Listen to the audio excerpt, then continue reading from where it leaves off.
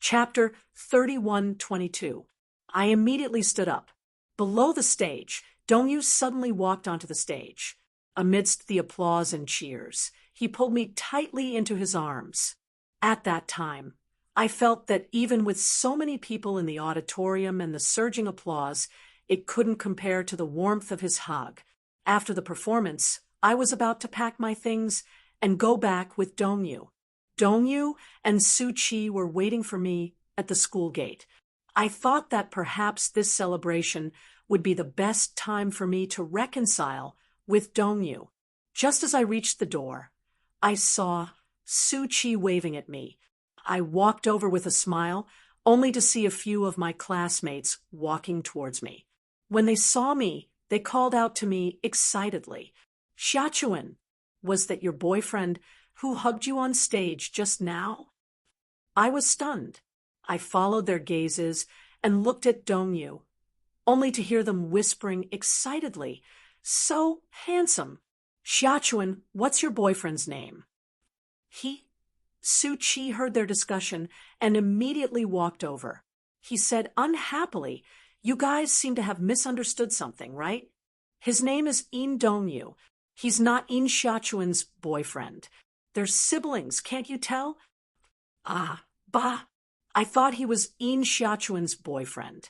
So, they're siblings. Ha ha. Xiachuan, don't mind it."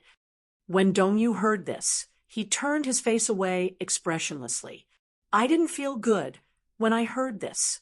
I didn't know what Dongyu was thinking. However, on the way home, Su-Chi was chatting and laughing, but he walked to the side without saying a word.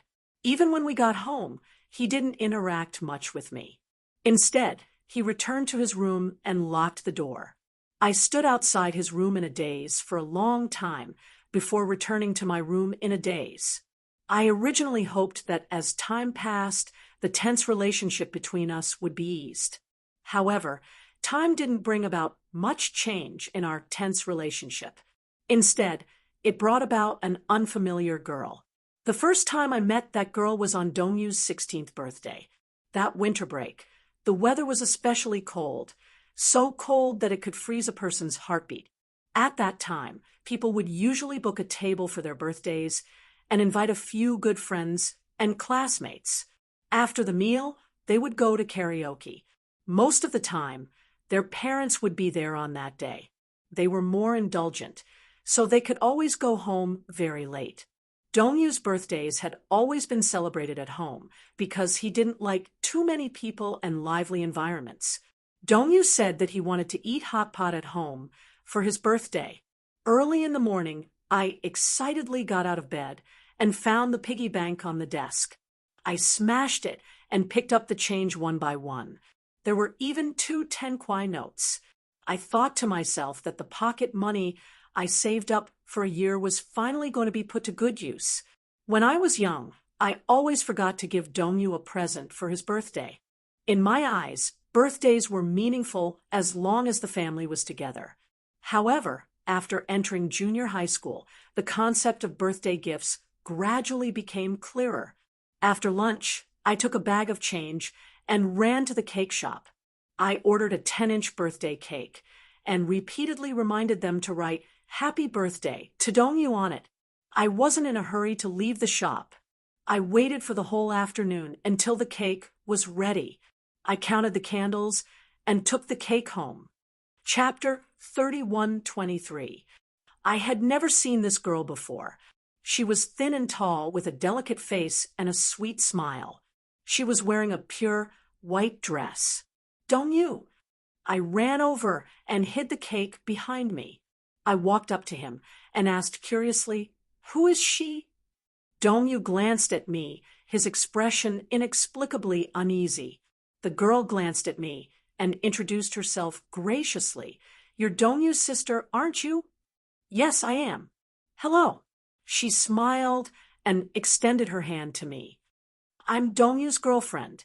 I'm in the same grade as him." "Girlfriend?" I sized her up in shock. It was obvious that I didn't believe her one-sided story. I didn't respond immediately to her outstretched hand. Instead, I stared at her in a daze, at a loss. Linley, this is my sister. Her name is Xiaochuan. Dongyu introduced her, and then said to me, Xiaochuan, this is my girlfriend. Her name is Linley. Your girlfriend? I couldn't believe it. So much so that I looked a little embarrassed. Dongyu's expression turned uneasy when he saw my sorry state. Li didn't feel uncomfortable at all. Instead, she smiled and said, Am I not liked by her? Dongyu smiled. How can that be? She's just a little shy. Shy, that's right. I was indeed shy. Especially when it came to this girlfriend of mine, I was caught off guard. Perhaps sensing that the atmosphere was too tense, Dongyu hurriedly said to her, Let's go upstairs first. Then he said to me, Hurry up and go upstairs too. We have to prepare the hot pot. Mom and Dad won't be home tonight. You have to keep this a secret. He raised a finger to his lips and winked at me. I watched in a daze as he went upstairs and stood there motionless. I didn't know why I was so stubborn at that time, standing there foolishly for so long. Perhaps I was thinking that if Dongyu hadn't seen me go upstairs, would he have come down to look for me? He was so meticulous. Would he have been able to tell that I was unhappy? Would he have coaxed me gently like before, and then told me that he was lying to me? I stood there foolishly and didn't go upstairs until Suchi arrived. He parked the car and found me standing there motionless. He walked over and patted me on the shoulder. Why didn't you go upstairs? At his reminder, I snapped back to reality. I looked up at the sky. Before I knew it, it was already dusk. I stood there foolishly for 2 hours. Seeing that I was still in a daze, he didn't know whether to laugh or cry. Looking at the cake in my hand, he quickly took it from my hand. Only then did I realize that my fingers were bleeding from the ribbon of the cake. Let's go upstairs. As Suchi spoke, he reached for my hand. I quickly asked him, Suchi, does Dongyu have a girlfriend? Suchi did not look surprised. Instead, he asked matter-of-factly, Don't you know? I shook my head and asked him, How long have you been talking? It's been about a month. Oh, I replied. Only then did I realize why he had been coming home so late after school recently. I couldn't accept such a thing. Chapter 31:24. Suchi took my hand and led me upstairs. When we entered the house, Dongyu was in the kitchen preparing the ingredients for the hot pot. Originally, I should have been very happy on my birthday. I was famous for my love of hot pot, especially the chicken soup base that Dongyu had concocted. It was delicious. However, standing in the kitchen, I saw that other than Dongyu, the girl was there as well. She stood beside Dongyu and helped him prepare the soup while she was in charge of the ingredients for the hot pot. The two of them were chatting and laughing in a harmonious manner. The kitchen was too small. With the two of us standing there was no room for a third person. However, the spot beside Dongyu that used to belong to me was now occupied by another girl. I felt a little suffocated. I placed the cake on the table with a numb expression. Just as I opened it, Linley walked out of the kitchen. When she saw me at the table, she quickly walked over and placed the cake on the sideboard.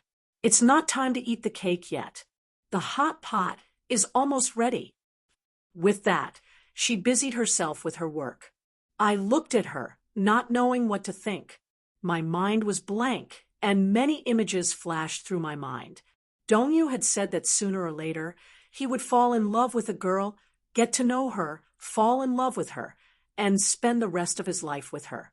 That person couldn't possibly be me. Then could she be that girl? So this was nothing. Ever since the last argument with him in the music room, our relationship had suddenly become a little stiff. He seemed to be deliberately avoiding me. No matter what I said to him, his attitude became much more indifferent than before. He was neither cold nor warm. He must be angry. I wanted to make him happy and try to break the tension between us. I originally thought that this birthday would definitely be able to ease the cold relationship between us a little, but I didn't expect such an accident to happen. Dongyu brought out the hot pot. After the four of us sat down, Su-Chi looked around and asked curiously, "Is it just the four of us?" "Yes." Dongyu nodded. "I don't like too many people. I know you. You don't like noisy environments. It's good that the four of us are here. It's not bad to have a quiet birthday." Su-Chi clapped his hands. "Then let's dig in." Lin Li stood up and poured drinks for us. I sat in my seat with a numb expression. I didn't know what to think as I watched Lin Li put the ingredients into the pot and take them out one after another. She was a girl who knew how to take care of people. She took the initiative to pick up the ingredients for Dongyu. Seeing that I didn't move my chopsticks, she picked up a piece of beef for me and asked with a smile, "Why aren't you eating?" "Oh." I quickly picked up my chopsticks and looked at the hot pot. The steam blew into my eyes, and I couldn't see clearly. "It's so hot."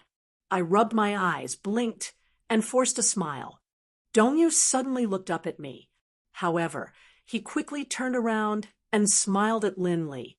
I didn't know what he was saying. I found that my ears were suddenly not working properly. I could not hear what he was saying.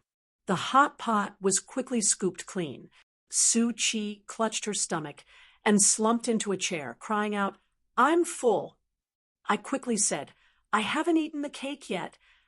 Lin Li also said, "I'm full too." What to do?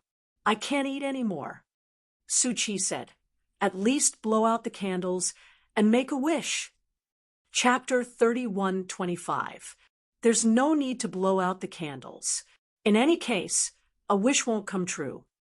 Lin Li's expression froze. But people always ask for candles to make wishes on their birthdays. Dongyu said, "My family's tradition is to eat longevity noodles." I see. I suddenly stood up and brought the cake to the table. Then, I arranged the 16 candles in order. I didn't know what I was obsessed with. I lit the candles one by one with a lighter and said to Dongyu, "Dongyu, make a wish. Although your wish might not come true, perhaps it will come true one day." Dongyu looked up and finally looked me in the eye. After a moment of silence, he smiled and said, "My wish will never come true." My smile froze. Su-Chi couldn't help but be curious. What kind of wish is it that even you say will never come true? Let me guess. Lin Li thought for a moment. Get into a good university? Su-Chi said, "With Dongyu's grades, it won't be difficult for him to get into a top-notch university. Is there a need to make a wish?" Lin Li guessed again. "Find a decent job in the future." Su-Chi said, "If he goes to a good university, will he still have to worry about a job?" Lin Li, don't make wild guesses. Dongyu is always unfathomable. Who knows what he's thinking all day long? I suddenly walked to the switch and turned off the lights. In the dining room, there was only the flickering light of the candles. Against Dongyu's face, his deep-set features looked inexplicably downcast. Su-Chi also said, "Hurry up and make a wish. Whether it comes true or not, you have to have a wish. Close your eyes. You must be sincere." Only then did Dongyu close his eyes. 5 seconds later, he blew out the candles with a whoosh. Su-Chi walked over and turned on the lights. He looked down and saw me standing there in a daze. He was stunned. "What's wrong?" "Nothing." I regained my spirits and quickly said, "Let's cut the cake." Dongyu suddenly stood up. "I'm not eating anymore. Lin Li and I are going to the Lantern Festival in the park. Are you guys coming?" I realized that the Lantern Festival was approaching. There would be a Lantern Festival in the park. It would be beautiful. I'd always wanted to go with Dongyu. The night view would be beautiful, but my gaze fell on Lin Li with a complicated expression. Su-Chi did not think much of it. Lantern Festival, What's so interesting about the Lantern Festival? Today is your birthday. Let's go sing. I also said, yeah, I want to sing. Lee said, I want to go to the Lantern Festival. This opportunity was hard to come by. Normally, there wouldn't be such an opportunity. It was only available during the Lantern Festival. Chi, Xiachuan, let's go. I said, I don't want to go to the Lantern Fair. I don't want to see them walking hand in hand at the Lantern Fair. Usually when I was this stubborn, Dongyu would be the first to compromise and take care of my emotions. However, that night, he did not do so. Instead, he said, Chi, accompany her to sing. Lee and I are going to the Lantern Festival. We have an appointment. He then said to Lee, let's wash the dishes before we go. Lee nodded, and the two of them carried the bowls and chopsticks into the kitchen, chatting and laughing as they began to wash the dishes. I suddenly realized that Dongyu's rare smile was no longer mine. When he looked at me, he no longer had that doting smile. Chapter 31:26. I sat in the dining room and silently watched the two of them wash the dishes in the kitchen. I suddenly remembered that when I was young, I was punished by my mother to do chores. In the kitchen, I would stand on a stool and wash the dishes alone. Dongyu would run over and join me. Originally, I hated washing dishes. It was so dry and boring. But because of him, I enjoyed the time of washing dishes. Once when we were fooling around, he accidentally made foam all over my face, and I accidentally ate more than half of it. The soap frothed in the water, and when it entered my mouth, it was bitter and astringent. Because of this bitterness, my face wrinkled. Dongyu went downstairs and used his remaining pocket money to buy a bottle of Coke. He urged me to drink it. I was forced to drink the whole can of Coke. At the last moment, he asked nervously, "How is it? Is it still bitter?" I stared at him for a long time before I suddenly opened my mouth and let out a loud burp. He was scared out of his wits, but when he saw me giggle foolishly, he leaned forward and sniffed in all seriousness. It smells like detergent." I was so angry that I chased after him. "It's all your fault. If it weren't for you, would I have eaten the foam?" He avoided me and teased me, "Who asked you to be so stupid? Little fool, little fool. Don't call me little fool again. Little fool." The images gradually overlapped. I snapped out of my thoughts and saw that Dongyu and Lee had already set the table. They walked out, picked up their coats, and were about to leave. I asked cautiously behind him, "Are you really not going to eat the cake?" Dongyu didn't turn around. He only said lightly, "I told you I don't like cake." With that, he took Lee's hand and left. The door closed with a bang, leaving Chi and me standing there. My eyes reddened with grievance. I walked up to the table and looked at the cake. On it was written, "Happy birthday to Dongyu." Now that I thought about it, it was somewhat ironic. This cake is very expensive. I burst into tears. I saved up a year's worth of pocket money to buy this cake. Why did he say that he doesn't like cake? Is it because the cake is not good? When Chi saw that I was crying, he immediately panicked.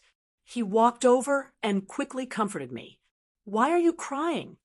Just ignore him. He doesn't like it, but I do." Then he pulled me to sit down and divided the cake. Then he picked up a fork and started eating. Delicious! As he spoke, he looked at me. My hand that was holding the cake didn't move at all. My tears were dripping onto the cake. He didn't know what to do, so he came over and hugged my shoulders. "Do you know that I'm most afraid of you crying? Whenever you cry, I'm always at a loss. Tell me, what should I do with you?" He squatted in front of me and coaxed me. "What do I have to do to stop you from crying?" Chi, my mouth trembled, and my voice was as light as a feather. "Take me to sing." Chi was stunned, but nodded without hesitation. At that time, Karaoke was a very trendy thing to do. For those of us who were studying at the time, karaoke rooms were very expensive. Just a private room alone cost more than 200 yuan. Some of the better ones cost more than 500 yuan. Chapter 3127. It was also because of Suchi that I stepped into a karaoke room for the first time in my life. On Dongyu's birthday night, it was the second time. Compared to the nervousness of the first time, sitting in the karaoke room with Suchi, I actually felt like an old man. I ordered a lot of songs, most of which were popular at the time. At that time, Jay Cho and Lin Junjia's songs were popular.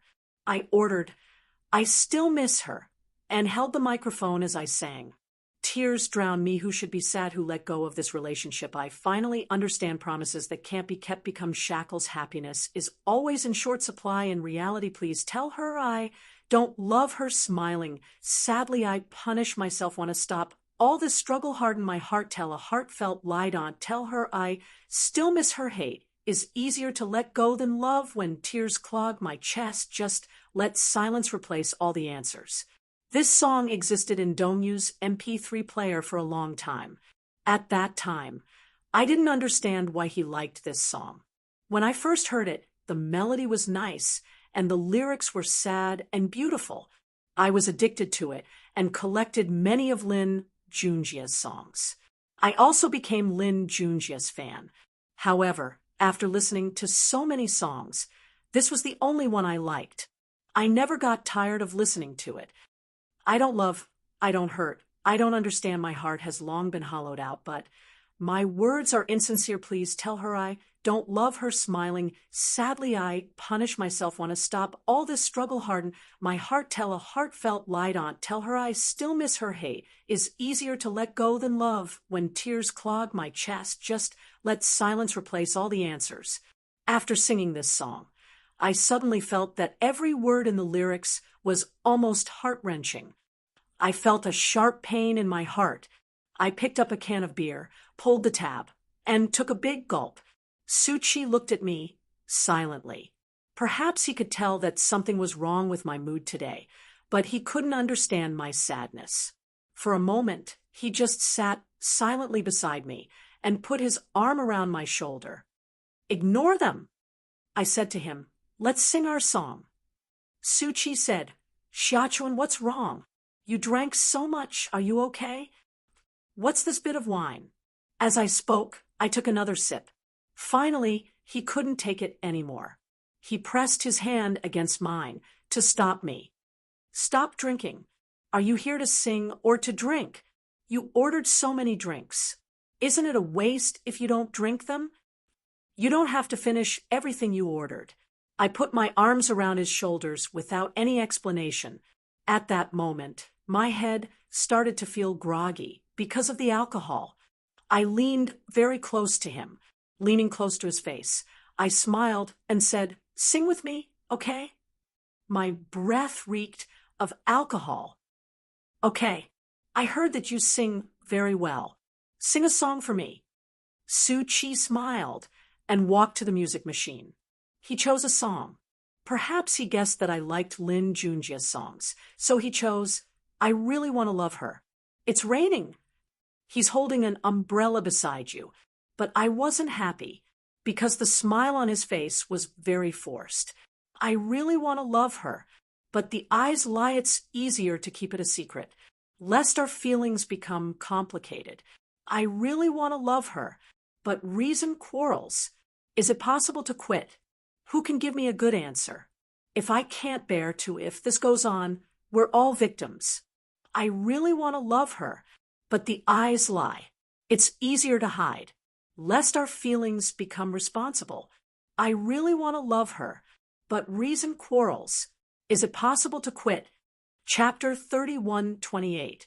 When love is on the verge of danger, we'll both be scarred, we'll both suffer unspeakably. I really want to love her, but the eyes are lying. It's easier to hide so as not to complicate my feelings. I really want to love her, but reason is arguing. Is it possible to withdraw? Who can give me a good answer?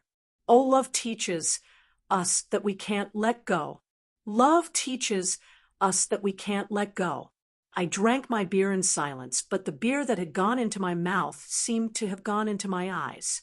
My vision gradually became blurry and hazy, and I almost couldn't see clearly. I quickly rubbed my eyes and gulped down one can after another. Su Chi was a little angry. He snatched the beer from my hand and said to me in an angry tone that he had never used before, "You can't drink any more." I said, "I want to drink more." I was sad. My heart felt like it was being blocked by something. I couldn't swallow or spit it out. I wondered if I would feel better if I got drunk. Even if it was just for one night, it would save me one night of suffering. I finally understood why some people like to drink when they were sad. It wasn't because they were pretentious, but because it could cover up some pain and numb it appropriately. Although the pain would probably become clear again tomorrow, at least it would be better to have a few seconds less of suffering. Perhaps I had drunk too much, but I felt my stomach churn. I rushed to the bathroom, held the basin, and retched, but nothing came out. Su Chi walked over with the green tea. He unscrewed the lid and handed it to me. He said, helplessly, "Don't drink any more. If you drink any more, you'll really get drunk. It's not good at all when you're drunk." I took the green tea and drank half the bottle. My body swayed slightly, but my mind slowly cleared. I looked up at him. Perhaps he saw the bloodshot eyes and red and swollen eyelids, and was shocked. "Xiaochuan, something's wrong with you today." I suddenly hugged him tightly. A crazy thought flashed through my mind. Because I had taken the initiative to hug him, Su Chi's body stiffened. He stared at me blankly, probably unable to tell if this hug was due to the alcohol or if it was because he had lost control of his emotions. However, the next second, I did something even crazier. I held his face in my hands and kissed his lips softly.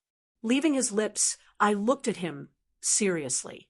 Seeing that he was still in shock, I smiled with tears in my eyes and asked calmly, "Su Chi, don't you like me?" Su Chi nodded. "I've liked you for so long.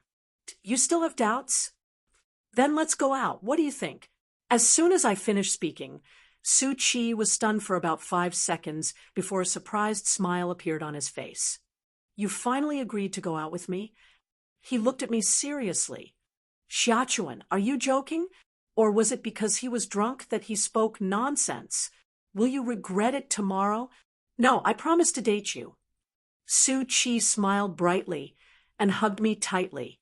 Then he whispered into my ear, "Little fool, do you like me too?" I said calmly, "No, I don't like you." Su Chi was stunned when he heard this. He looked at me again with a puzzled expression on his handsome face. Chapter 31:29. I'm a slow person, and it's hard for me to like someone. But since you've been chasing me for so long, I've decided to try dating you.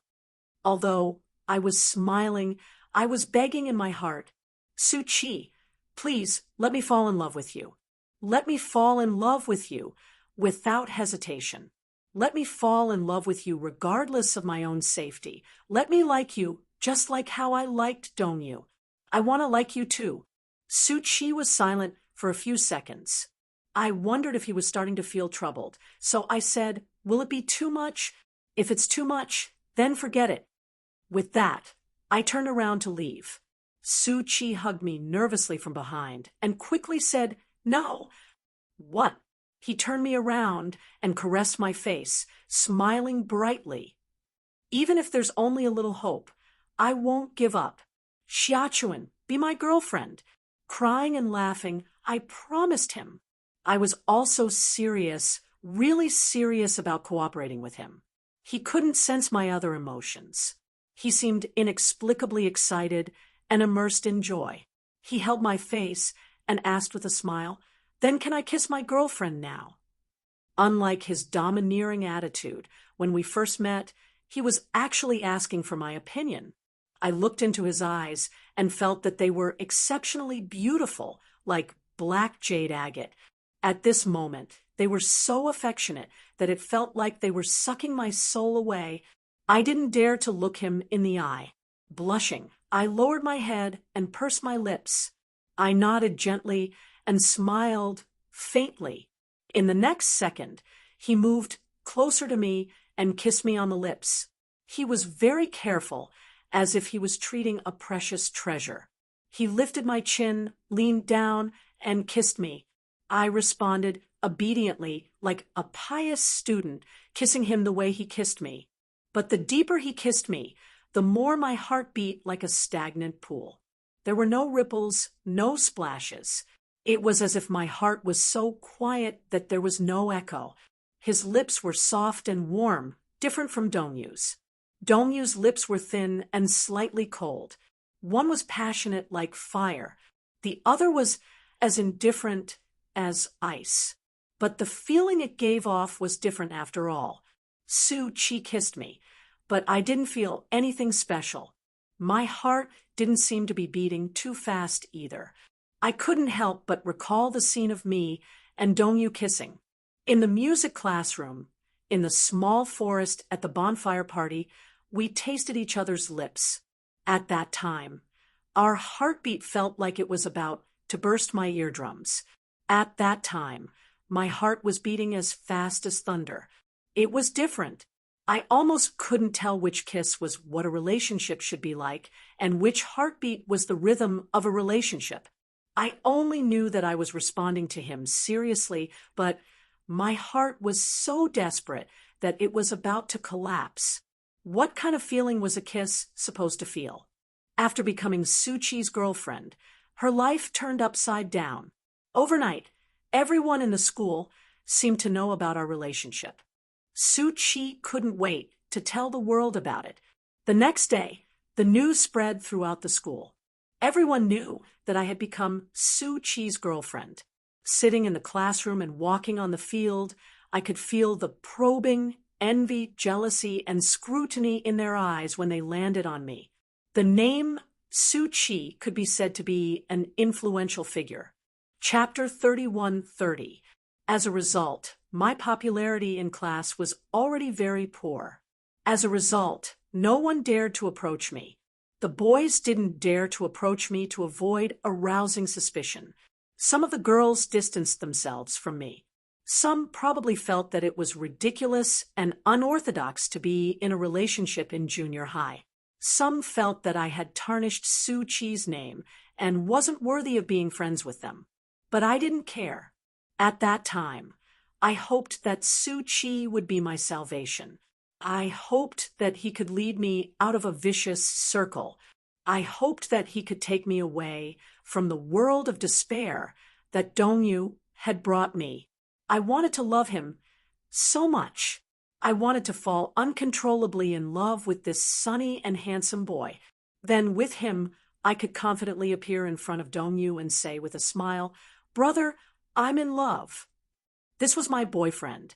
Everyone in school knew that Su-Chi and I were in a relationship, and Dongyu was no exception. Hence, that night after school, when I walked to the school gate, I didn't see Su-Chi. Instead, I saw Dongyu with a livid expression. He was carrying his school bag, and his clothes were disheveled. His originally docile black hair was rebelliously covering his eyes. There were obvious bruises on his face. They weren't obvious, but if you looked closely, you could tell that he had been in a fight. I was a little surprised and walked over. Just as I was about to ask him if he had been in a fight, he suddenly grabbed my wrist and questioned me, "Is it true that you're dating Su-Chi?" "Yes," I replied, pretending to be relaxed. "So you found out. Did he force himself on you?" Dongyu looked very angry, which made me even more flustered. I didn't know why he was so angry. Shouldn't he be happy? He had finally gotten rid of me and didn't have to be pestered by me anymore. Shouldn't he be happy? I smiled calmly and said, "I confessed to him last night. Coincidentally, he's liked me for a long time. It was consensual. No one forced anyone." "Are you crazy?" Dongyu said angrily. I thought you treated Su-Chi as your brother. You're still in junior high. Do you know what kind of guy Su-Chi is? You can be friends, but dating is another matter. I know. He's tall, handsome, bright, and popular. Moreover, he's very loyal. Most importantly, he treats me very well. He'll definitely be a very good boyfriend. Dongyu was obviously infuriated by my long speech. He ruffled his hair anxiously and frowned. Suddenly, he glared at me again. Did you guys kiss? I nodded. His gaze froze for a moment before he continued. Both of you have other intimate relations. Halfway through his question, he felt uneasy and didn't ask any further. I felt even more embarrassed. My face was hot because I knew what he wanted to ask.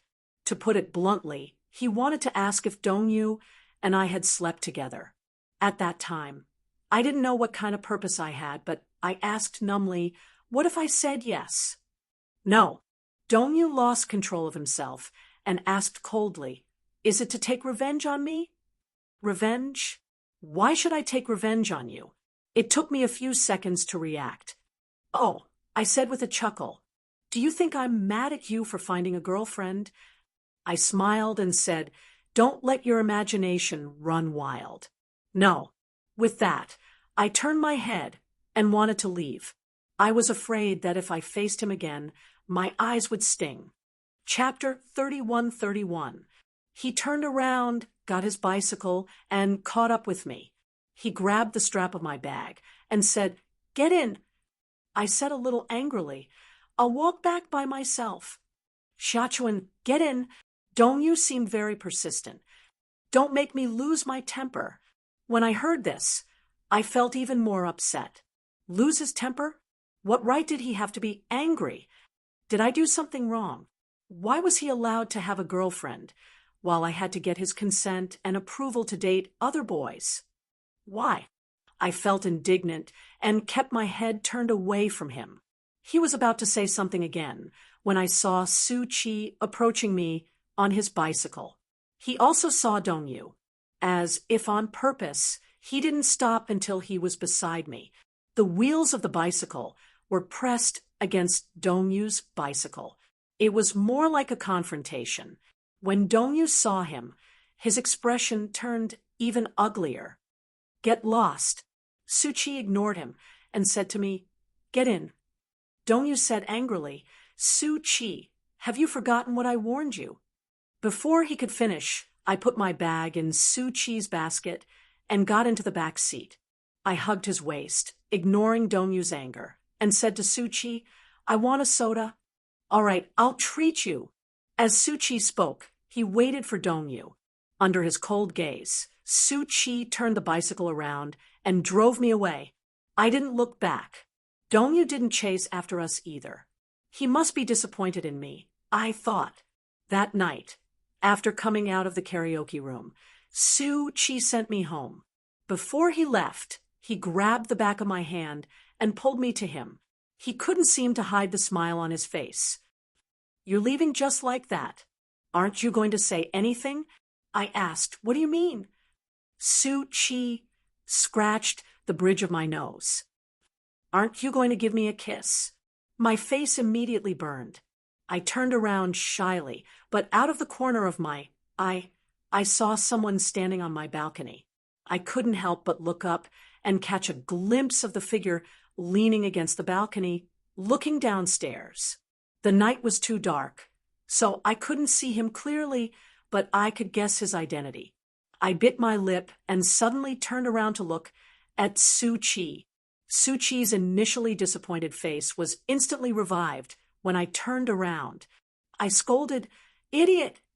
Then she approached him, stood on her tiptoes, put her arms around his shoulders, and gave him a kiss. He's too tall. Compared to his height of 8 meters, I'm 6 meters.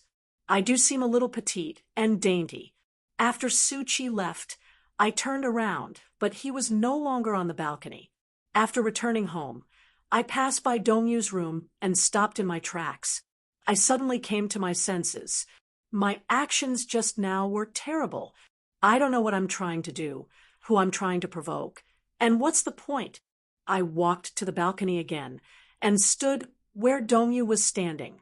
From this angle, I could see everything clearly. I just wanted to show that I could do without him. Ever since that incident, Dongyu and I have distanced ourselves from each other. I didn't know if he was deliberately distancing himself from me or if I was deliberately distancing myself from him. I laughed at myself more than once. The tacit understanding between brother and sister was vividly displayed at this moment. Chapter 31-32. I followed behind him slowly, trying my best to hide my tracks. It wasn't until they were far away from the school gate that the two of them got closer. Sometimes Linley would take his hand and smile brightly at him. Dongyu would look at her gently, just like how he used to stand beside me and gaze at me. Sometimes Dongyu would gently hug her shoulders. Occasionally, the two of them would play around and do some intimate things. Like a masochist, I witnessed their intimate moments with my own eyes. I often thought that Dongyu must have hugged her often, held her hand, kissed her, and perhaps even slept with her in the future. Thinking of this, I couldn't help but wonder if they had slept together. Had they done such a thing? I felt that it was a little dirty to think about it like this. However, I couldn't help but think about it. It gave me a splitting headache and a heart-wrenching pain. When I was dating Su Chi, I was really attentive and worked hard to cooperate. I walked with him through the streets that I had once walked with Dongyu. I went to the ice cream shop, the movie theater, and the library that I had only been to with Dongyu. I felt like I was copying the shadow of the person in my heart onto Su Chi, but I also felt that it was unfair. But I really didn't know how else I could fall in love with this sunny and handsome boy other than this. But I didn't know how to cut off my feelings for Dongyu. I had asked Su Chi about this before. I asked him, Su Chi, what if you like someone you shouldn't like? He asked me in return, what do you mean by someone you shouldn't like? It's someone you shouldn't like. It's impossible between you and her. We're destined to never be together. How is that possible? I don't believe that. As long as I like someone, I'll go after them until I get them. Then, what if there's really no way to be together? Impossible. I mustered up my courage and asked, what if that person is your sister? Su Chi looked at me and was stunned for a long time. Then he suddenly sneered. How is that possible? This is incestuous sex. I'm not a pervert. As soon as he said that, he was stunned for a long time. Then he looked at me with a meaningful gaze. Perhaps it was from that day onwards that he vaguely sensed the subtle relationship between me and Dongyu. Hence, he would try every means to test me from time to time. I think he must also be wondering if my feelings for Dongyu were what he thought they were. In front of me, he would often bring up the details of Dongyu and Lin Li's relationship. Until one time, when Su Chi took me to a party with his friends, he accidentally mentioned to me at the KTV that he had seen Dongyu and Lin Li walking out of the hotel together. Don't tell me they got a room? His smile was a little frivolous. I was annoyed. Don't spout nonsense if you don't see it with your own eyes. Xiaochuan, what should I say about you? What else could the two of them do in a hotel? Other than getting a room, I can't think of any other answer. At the mention of getting a room, I suddenly recalled Su Chi's words. He said that unless it was my resources, he would not act intimately with me. I asked what was too intimate. Chapter 31-33. As he spoke, he put his arm around my shoulder and snorted. My dear wife, why are you so young? You're making me a little afraid to lay my hands on you. Who's your wife? Of course it's you. I'm not your wife. Yes, you are. When you graduate from university, let's get married. That's in the future. No one knows. Su Chi suddenly gripped my shoulder sternly and pretended to be displeased. How could I not know? I've decided on you. I don't care. You're my wife. No one can break us up. Otherwise, what will you do? Suchi suddenly smiled, as innocently as a child. What can I do? I can only pester you for the rest of my life. I snapped out of my thoughts and felt a little lost. Suchi, don't talk nonsense. He finally couldn't take it anymore. Probably because my expression was too ugly, it confirmed his suspicions. He asked me half-jokingly, Xiaochuan, don't tell me you like Dongyu? I didn't speak. He suddenly took a big gulp of beer and asked, Did you agree to date me because you wanted to use me and make me Dongyu's replacement? Halfway through his sentence, his expression turned ugly, but he couldn't continue. I still didn't speak. I just stared at the table and didn't make a sound. He suddenly said seriously, Xiaochuan, let's have a good talk. I felt that his serious expression was a little unfamiliar. I smiled and tugged at his arm. Suchi, I'm tired. My head feels heavy. Don't be like this. He pushed me away, looking distant and unfamiliar.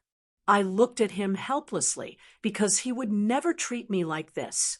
What's wrong with you? Suchi suddenly asked. Because I like you, you feel fearless, right? No matter how overboard you are, you're sure that I won't be angry, sad, or disappointed, right? Suchi, Xiaochuan. Suchi finally lost control. He probably realized that I had an ulterior motive in dating him. He yelled at me as if hurt. What do you take me for? A replacement? You already have someone you like, don't you? That person is your brother, right? Suchi said through gritted teeth. Are you crazy? You can't like him. You can't love him. You're siblings. This is incestuous. You can't be together. I know. I understand. I don't think you understand anything at all. I told you I got it. I roared at him with all my might. Suchi was stunned. I sneered with tears in my eyes. Even you have to remind me of this. I know I can't love him, so I let you love me. Suchi, didn't you say that you would definitely make me fall in love with you? You're a man of your words. As if waking up from a dream, Suchi's thin lips trembled slightly. So, you're really using me? He suddenly stood up and kicked over a few bottles of beer beside his feet. His face was livid. Xiaochuan, what right do you have to toy with me like this? Just because I like you, hopelessly in love with you, so you don't have to worry about my feelings. Chapter 31-34. I was a little afraid of how out of control he was. I stood up and tried to grab his hand. Suchi, work a little harder. I'm going to fall in love with you soon. Work a little harder. Enough. He stared at me coldly and questioned me with red eyes. How much longer are you going to play with me? I'm not playing with you. No, I am. I'm serious. He suddenly looked at me deeply, his eyes unreadable.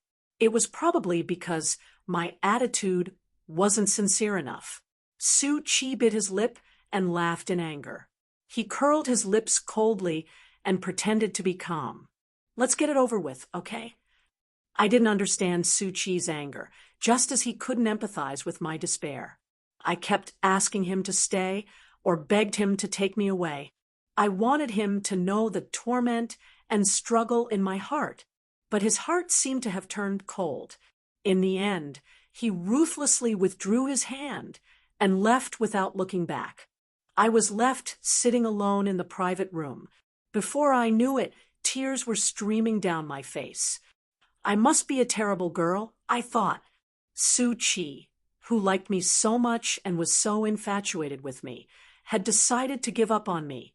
I'd been abandoned just like that. Why did Suchi leave? Another boy in the private room walked over.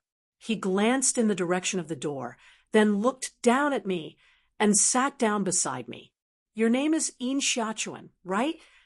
The boy casually crushed his cigarette in the ashtray and took a can of beer and placed it in front of me. Ignore him. Drink, drink. I raised my head and glanced at him. He was stunned. "Why are you crying?" The boy smiled. "Did that sushi make you angry?" Perhaps it was because I felt abandoned that I had a desire to be valued by the world, so much so that when I saw the beer in his hand, I felt as if I could gain everyone's respect by drinking this. I didn't know how to drink. Dongyu had repeatedly warned me not to drink anything handed to me by others outside. But at that time, it was fine if I didn't think of him. When I thought of him, all my nerves screamed and rebelled. This name was a rebellion that seemed to come from my bones. I snatched the beer away, opened the tab, and drank half of it in one go. So straightforward. The boy looked at me with satisfaction. After I finished one, he handed me another. I barely glanced at him as I took the beer from him and poured it down my throat. Back then, learning how to drink was just a momentary thought. He thought about those television dramas. Whenever he encountered something sad, he would drink until he was drunk. How delightful! Could drinking really make one forget everything for a short while? I don't know about the others. I only knew that the side effect of alcohol was that it made memories that weren't very deep in the first place become very deep. Whether it was happiness or pain, they were all torn into pieces. The beautiful memories of the past were especially vivid, so the pain was even more unforgettable. Because of the alcohol, the pain that wasn't very painful became even more painful in an instant. The struggle that was not very torturous became even more torturous. Halfway through the drink, I was drunk and muddle-headed. The painful, entangling, and heart-wrenching things all rushed into my head, tearing, pulling, and roaring. Chapter 31-35. I didn't know that alcohol could force a person into such a state, but I also understood why so many people were obsessed with it. It was because the pain that was usually buried in the bottom of their hearts would only break out when they were on the brink of drunkenness and break free from all restraints. At that moment, when all the pain was released, I felt great. I vaguely remembered grabbing someone's collar and asking, "Tell me, why can't I like Im Dong-yu? Why? Why can't I kiss him? Why can't I marry him? Why does he reject me when he clearly likes me?" Yes, Im Dong-yu liked me. He thought that I would never grow up and would always be that ignorant girl. But couldn't I tell?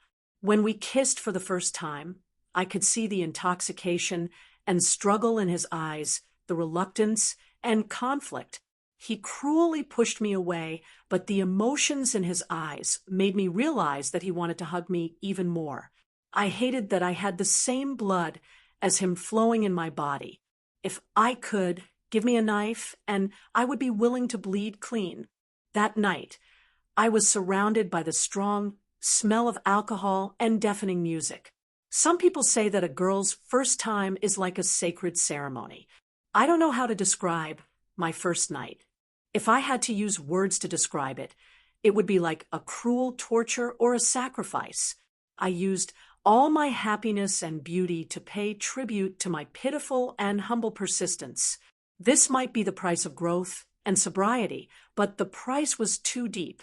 There were many cases of girls going astray during puberty on television, whether it was the news or television series. It didn't seem to give me much of a warning. The next morning, when I woke up, I opened my eyes and saw an empty ceiling. I stared blankly. What pulled me back to reality was the strangeness of my body. I had read many novels, but there was no description of the first time, such as being run over by a truck or the heart-wrenching pain.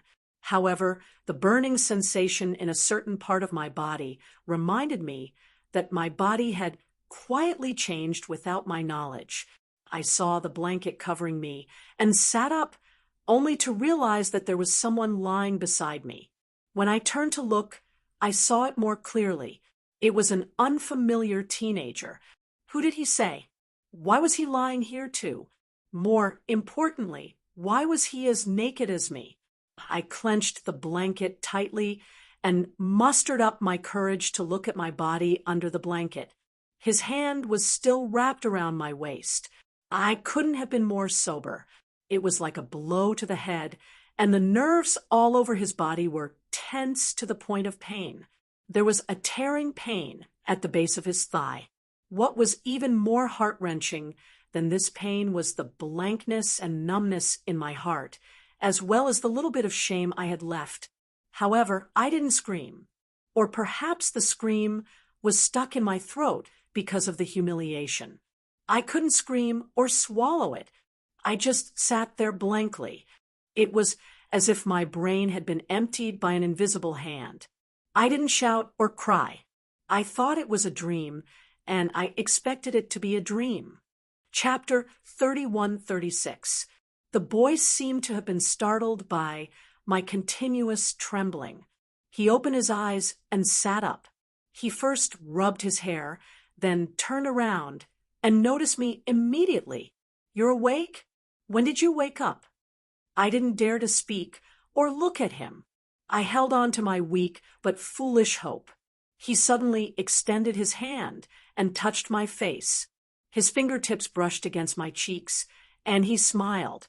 "Why are you crying?" He rubbed his wet fingertips on the blanket and got off the bed. He picked up the clothes on the floor and muttered, "It was so rough last night." He. His sloppy tone was like that of a winner, incomparably proud.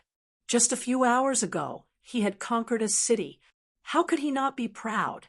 "Put on your clothes, since you're awake." He threw my clothes at me. Seeing that I still didn't move, he smiled. "How long do you want to sit here like a fool?" Between the lines, there was a kind of indifference that I abhorred. It was as if what I thought was earth-shattering was nothing in his eyes. I smiled at him foolishly, and then asked, "Is it dawn yet?" He was confused at first. Then he walked to the window and lifted the curtains. It's dawn."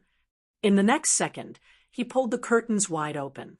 I desperately wanted the sunlight to drive away the guilt in my heart, but I found that in the warm sunlight, my heart was as cold as ice without any warmth.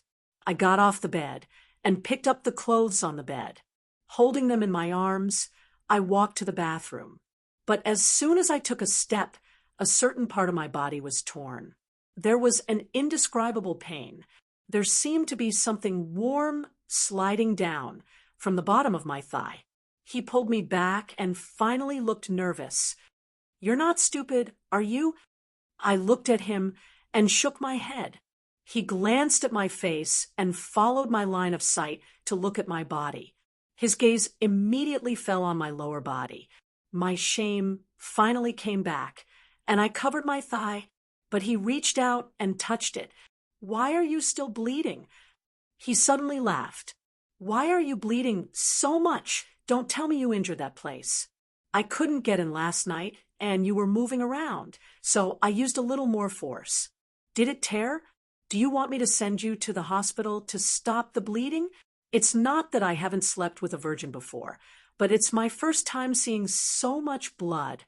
My lips trembled violently, and I clutched at my dress. "Why don't you take a shower first? Clean yourself up before you put on your clothes." I followed his orders like it was an imperial edict. I walked to the bathroom and stood under the shower head. As I stood there, something sticky seemed to flow out of my body and slid down. Under the cover of the water, I finally couldn't control my tears, and they overflowed. When they left the hotel, it was already noon. Before he left, he told me his name. Fan Liang. I took the taxi fare he gave me and took a taxi to Han Zhao's house. I didn't have the courage to go back to school for class. I didn't go to class all morning. In my state, when I arrived at the classroom, it would be earth-shattering. I didn't dare to go home and stayed out all night. Whether it was my father, my mother, or Dongyu, once I got home, I would face a trial. Chapter 31-37. Han Zhao's house was in a high-end neighborhood. I didn't know how long I'd been waiting on the steps. I saw a 5-year-old girl practicing riding a bicycle under her father's tutelage on the winding path. I recalled that when I was learning to ride a bicycle as a child, Dongyu would look at me nervously as he carefully controlled the center of gravity of the bicycle behind me. At the time, I was only 6 years old. I stepped on the pedals and gripped the handlebars nervously, looking like I was ready to die. Dongyu told me not to be nervous and to relax as he pushed the bicycle forward. When I first started, I wasn't very proficient and often fell. But every time I was about to fall, Dongyu would rush up. His thin body would always be able to steadily support my center of gravity. Once, when I fell, he cushioned me with his body, and I fell into his arms. When I got up, I laughed heartily. When I returned home at night, I found a few abrasions on his back. However, I wasn't ashamed at all. Instead, I laughed at his tender skin. For some reason, I started to miss the innocence and boredom of my childhood. I kept feeling that after I grew up, everything had changed. The burden on my shoulders had become heavier and heavier. In the evening, Han Xiao returned home from school. She walked to the door with her school bag on her back. When she saw me, her expression changed. Xiachuan. I looked up and stood up awkwardly when I saw her. Why are you here? She was a little surprised. You didn't go to school today. Your parents came to look for the form teacher, looking anxious. When I passed by the form teacher's office, I heard your mother say that you didn't come home last night either. They've already gone to the police station to call the police. Han Xiao, I want to stay at your house tonight. Is that okay? I asked carefully. Han Xiao was even more surprised. Are you crazy? Why didn't you come home? I bit my lip when I thought of what it would be like to go back. I couldn't help but cry. Han Xiao, other than here, I have nowhere else to go. Han Xiao squatted in front of me and cupped my face. Finally, she noticed something strange. Xiachuan, where did you go last night? Tell me.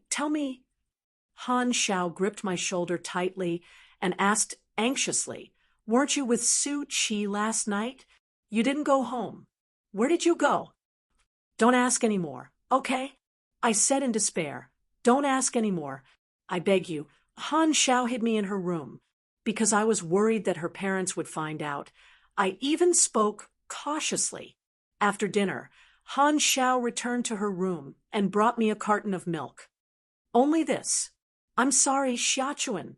She put the milk aside, but I had no appetite at all. I guess that my expression must have looked terrible, so Han Xiao was probably scared out of her wits.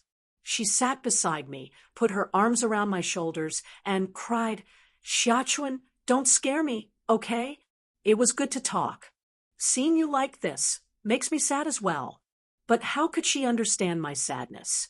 In just one night, my whole world was shattered. At night, I lay in bed, not daring to close my eyes, because when the world turned dark, the scenes from last night would appear in front of my eyes.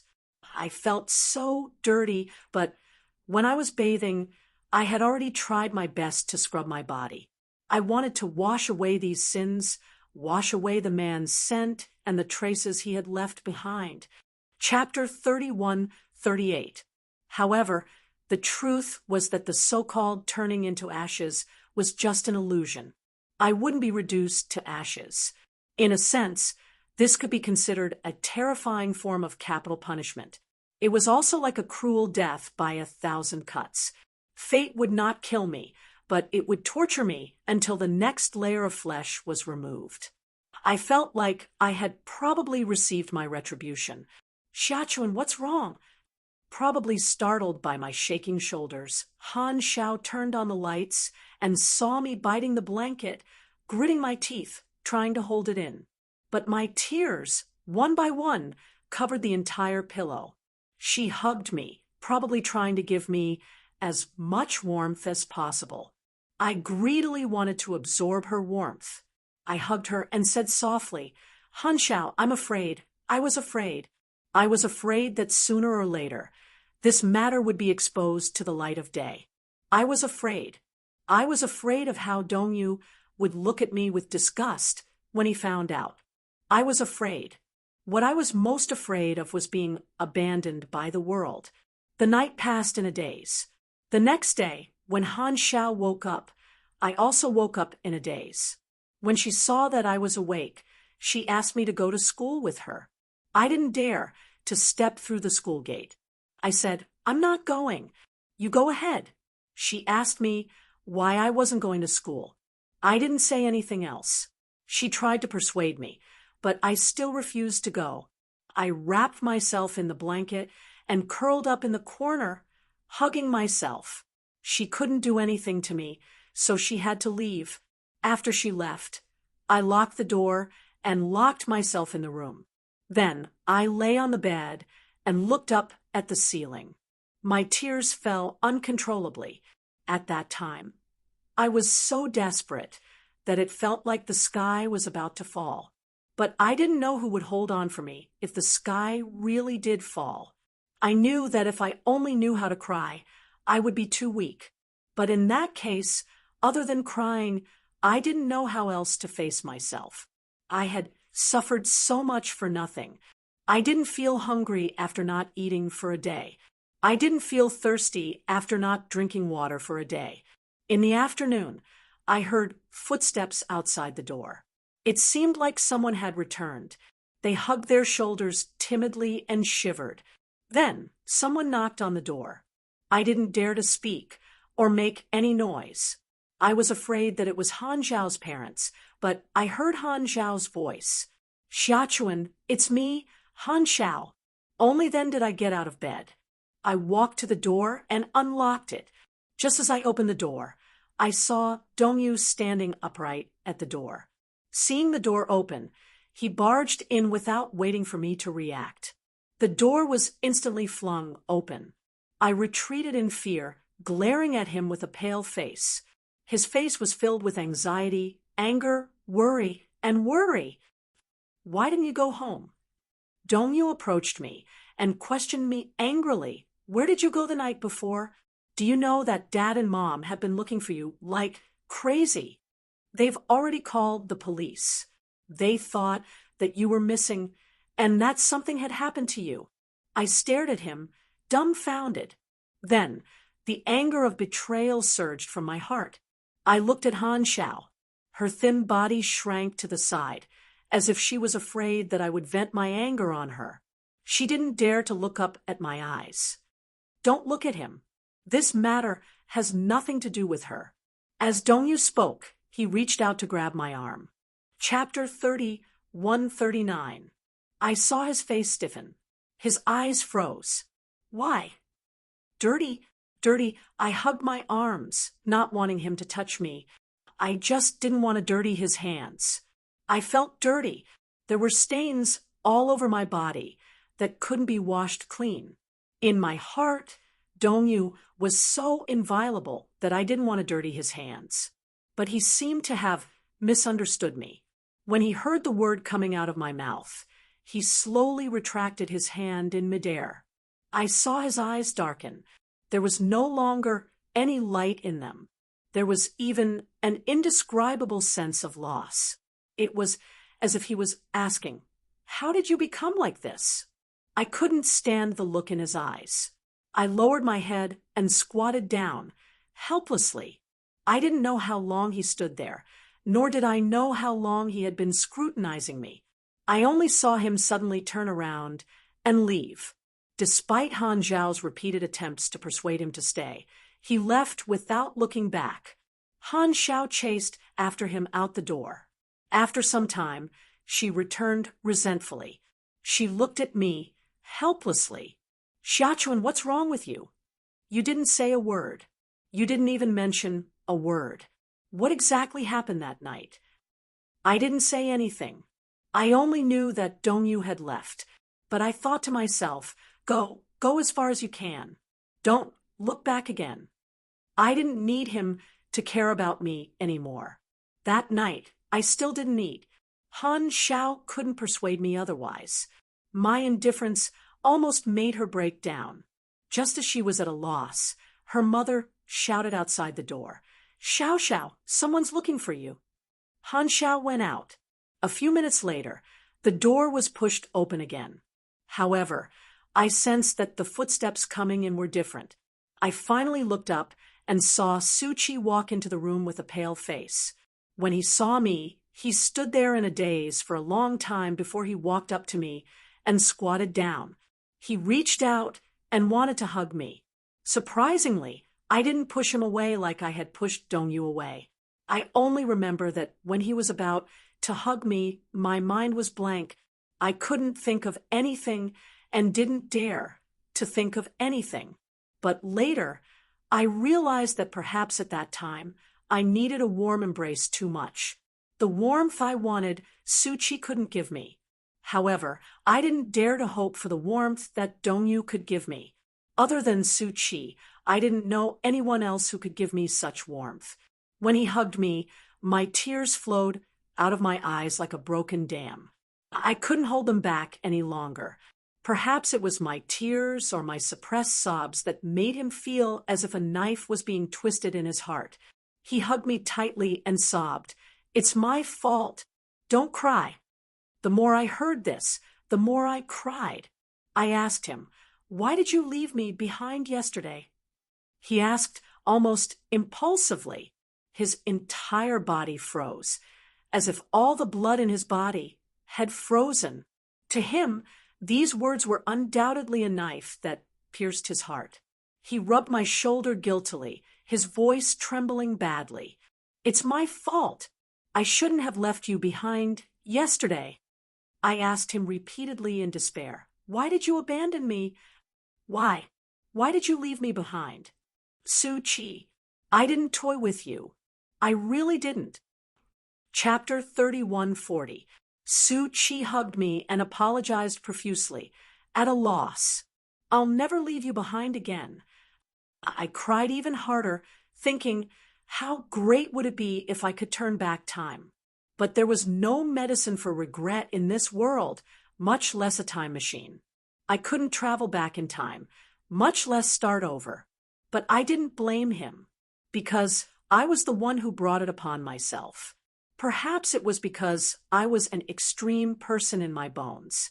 Even though I knew that I liked someone who was impossible, I was still eager to try. I repeatedly questioned this proposition, and in the end, I got myself bruised all over. Suchi was also a victim.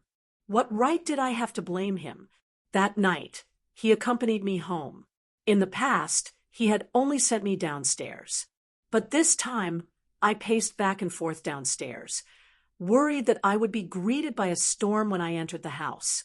Suchi saw that I was hesitating and didn't dare to go upstairs. He suddenly took my hand and said, "Don't be afraid. I'm here." I was even more stunned when I heard this. Dongyu had said this to me countless times, but in many moments of despair, he wasn't by my side. I didn't know how trustworthy Suchi's words were. It was because he was too young that he made some heavy promises casually. The promise he made back then was a sincere one, but he didn't fulfill it, and he really couldn't fulfill it. I had also changed from being firm in the beginning to being cautious. Suchi held my hand as the two of them walked up the stairs and knocked on the door. It was my mother who opened the door. When she saw me, she reached out and grabbed my collar, pulling me home. When Suchi saw this, he rushed over in fright and shielded me from her. He said, "Annie, calm down. Who are you?" My mother got even angrier when she saw him. My father walked out of the study. When he saw me, there was something wrong with his expression. He was worried, distressed, angry, and had mixed feelings. Dongyu was in the living room. When he saw me, he suddenly stood up and entered the study. My heart sank. Suchi turned to look at me, then at my mother. He said softly, "My name is Suchi. I'm Xiaochuan's boyfriend." "What? Boyfriend?" My mother couldn't accept it and rebuked him. "Are you kidding me? Our Xiaochuan is still in junior high school. Boyfriend? When did this happen? We've been dating for a year.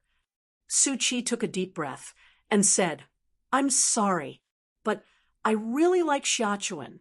If it's possible, I'll consider marrying Xiaochuan after she's successfully admitted to university. Get married? What a joke. I suddenly felt that his hand was very hot. I retracted my hand and said angrily, Suchi, don't talk nonsense. We've already broken up. I thought about what had happened that night and felt even more embarrassed. After that incident, my entire life seemed to have been turned upside down. Even my relationship with Suchi had changed subtly. I didn't dare to have any extravagant hopes. Marriage between him and me in the future was even more ridiculous. Perhaps it was the word break up that made her mother feel even more unreasonable. She flew into a rage. Xiaochuan, how old do you think you are? Dating and breaking up. Do you still want to study? Do you still want to enter high school? I was silent. Chapter 3141. What do you have to promise me? What do you have to swear to me? Do you know how terrible her monthly test results were this time? My mother suddenly waved her hand. Let's not talk about this. Xiaochuan, let me ask you, where have you been for the past 2 days? Do you know that your father and I were worried that something had happened to you? We called the police. Your father and I haven't been at work for the past 2 days, and Dongyu hasn't been in class either. We've been looking for you everywhere. Are you playing with us? I didn't dare to make a sound. I didn't know how to explain. Suchi suddenly said, She was at my house yesterday. I was stunned. I glared at him and said angrily, Suchi, don't talk nonsense. My mother was even more surprised. Her eyes were full of emotions. What did you say? Auntie, Xiaochuan has been with me for the past 2 days, but don't worry. Before Suchi could finish, my mother couldn't control herself and slapped me in the face. You immoral thing. She seemed to feel embarrassed and even angrier. She grabbed my collar and slapped me twice. She questioned angrily, I've always told you that girls should have self-respect and self-respect. Have you turned a deaf ear to my words? I'll teach you a lesson today. As she spoke, she pointed at Suchi and said, And you, I'll talk to your parents about this tomorrow. I covered my face and knelt on the ground, crying bitterly. Mom, hit me. I know I was wrong, but let Suchi off. This has nothing to do with him. I wasn't with him. For an entire week, I was locked up at home to reflect on my mistakes.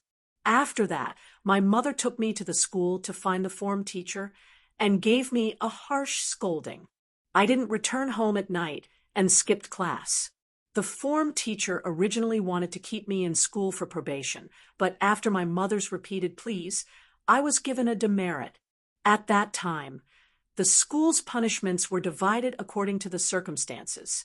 They were a warning, a serious warning, a demerit, a major demerit, probation, and expulsion. My case wasn't particularly serious. After the form teacher calmed down, it was just a demerit that would take a year to get rid of. At that time, a demerit was already a major punishment. If it couldn't be removed, it would affect my entrance exams. After the demerit, every time school ended, Mom would ask Dongyu to come home with me. Obviously, she wanted to separate me from Suchi. One day during class, I climbed over the school wall and asked to meet Suchi. Before he could speak, I said, Suchi, let's break up. Suchi was stunned for a moment before he reacted. He immediately grabbed my shoulder and said in a trembling voice, I don't want to. That night, I wanted to break up because I was angry. It couldn't be counted at all. I regret it. I don't want to break up with you. Let's get back together and start anew, okay? I burst into tears. Holding back my tears, I pried his hand off one finger at a time as I choked. It's too late. It's too late. What's too late? He panicked. I don't understand what you're saying. We can't go back anymore. I said, Suchi, let me go. Let's break up. No. Chapter 3142. As I cried, I said, I regret it. I don't want to be with you anymore. I hate you. I'm tired of you. Is that enough? Suchi, will you let me go? I don't like you, so don't force me. Okay? I yelled at him hysterically. In despair, my body slid weakly along the wall. I thought to myself, let me fend for myself. No one should care about me. Besides, I really didn't know how to face Suchi or Dongyu. My world was completely out of touch with theirs. I hugged my knees and cried silently, gritting my teeth. Suchi, on the other hand, stood in front of me at a loss. He wanted to touch me, but when he reached out, he saw my shoulders curling up. His hand eventually froze in midair and slowly retracted. After that day, Suchi and I didn't see each other again. He didn't look for me again, and I didn't look for him again. Every day, I went to school alone and finished school alone. When I got home, I did my homework in silence. I felt as obedient as a walking corpse. Until one day, that morning, I flipped open my calendar. It was May 10th, a special day. Ever since the second half of the first semester of the first year of junior high school, my period had come on the 9th of every month as scheduled. However, it was unexpectedly absent that month. I waited for it for a long time. Even after a long week, it still didn't appear. I panicked. In junior high school, although we were ignorant about the matters between men and women, we already had a vague idea. I already knew that what was supposed to come would come. If it didn't, something must have happened. During computer science class, I secretly went online to check for information. The reasons why my period didn't come were more or less the same. However, the biggest suspect was that I might have been pregnant. After computer science class, I didn't know how I felt when I walked the short few hundred meters between the computer classroom and my classroom. Pregnant. This word was too heavy for me to bear. I didn't dare to go to the hospital for a checkup. After 3 days of internal struggle, I finally mustered up the courage and walked into the pharmacy after school. Under the guidance of my teacher, I bought a few pregnancy tests. God knows how I walked in and how I left. From the beginning to the end, I kept my head down, not daring to meet the strange gazes of those people. However, I could still hear many people whispering behind my back. They were all talking about how children nowadays were. She was so young, but she got pregnant. She had no self-respect at all. Kids these days are really amazing. When I was her age, I didn't even dare to hold a boy's hand. Like an army deserter, I ran out of the pharmacy. I don't know. I didn't know that such a thing would happen, and I didn't know that there would be such a thing as an accidental pregnancy. I don't understand. After that incident, I should have taken the morning after pill in time. At that time, parents were very vague about the relationship between men and women. The early sex education classes only described the differences between men and women, but they didn't tell us how to deal with the aftermath of an accident. My mother only told me not to fall in love at an early age, but she didn't say that I would get pregnant after sleeping with a boy. The pharmacy staff said that it was best to do a pregnancy test in the morning. The first morning urine test was the most accurate. Chapter 3143. I took the test twice in total. On the first night, I didn't sleep well because I was too nervous. The test results didn't seem to be accurate. There was only one bar, indicating that I wasn't pregnant. However, this result wasn't accurate, so I didn't relax much. 2 days later, I took the test again. However, I saw that there were 2 bars on the test paper. One was a clear bar, and the other was a very faint color. I didn't know what this meant, so I went to the pharmacy to ask again. the person at the counter said, casually, "That means you're pregnant. Go back and tell your parents about this. You probably went to the hospital to abort your pregnancy not long ago." How? How did I abort it? Just like that. She suddenly looked at me curiously, her eyes full of disdain. I say, "You're so young, yet you got pregnant. But I don't think you have any shame at all. Didn't your family tell you that girls have to have self-respect and self-respect? If you had an abortion at such a young age, who would dare to marry you when you grow up?" I didn't know how she could say such cruel words so casually. I didn't say anything and left with my head lowered. After leaving the pharmacy, I sat on the steps, hugged my knees, and cried helplessly. Abortion? An abortion should cost a lot of money, right? But I couldn't afford that much money. This news was like a bolt from the blue. I felt like I was in hell, isolated and helpless. At that time, the only person I could think of was Han Xiao. When I returned home from school, I suddenly pulled her aside and stammered, hesitating to speak.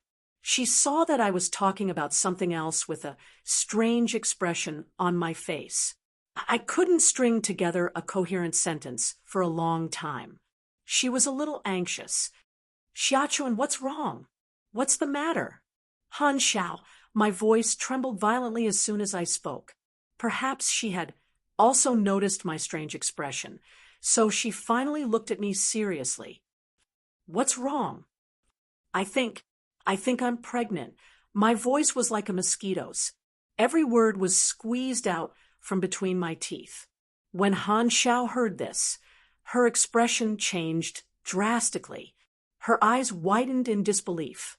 "What?" "I haven't had my period in a long time. I've taken 2 tests, and I think I'm pregnant. What should I do?" "You know anything about this? How did she get pregnant? You and that man?" She stopped abruptly. She was afraid that she would agitate me, so she asked, "Didn't you take any precautions?" Even more embarrassed, I bit my lip and shook my head. Han Xiao was also at a loss. She said anxiously, "I don't know much about this either. Why don't you take a leave, and I'll accompany you to the hospital for a checkup. Then, if you're pregnant, do a painless abortion." Advertisements for painless abortions could be found all over the streets. I said helplessly, "But I heard that abortion surgery costs a lot of money. I can't afford it. It's impossible for me to ask my mother for it. She won't give it to me. If she asks for the reason, I can't say, 'She'll definitely break my leg.'" Han Xiao immediately calmed me down. "Don't be nervous.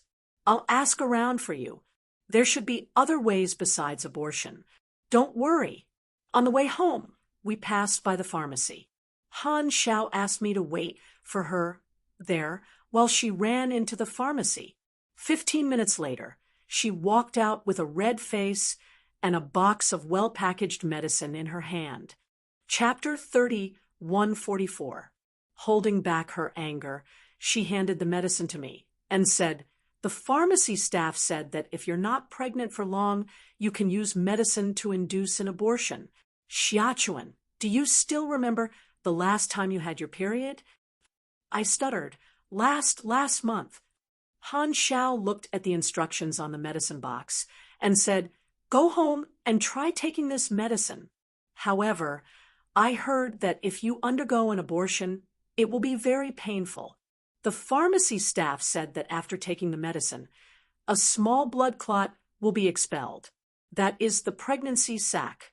If that is expelled, it means that the abortion was successful." Holding the medicine, I asked nervously, "How much is this medicine?" "I'll pay you back." "No need, it's not expensive." She waved her hand and said, "Hurry up and take it.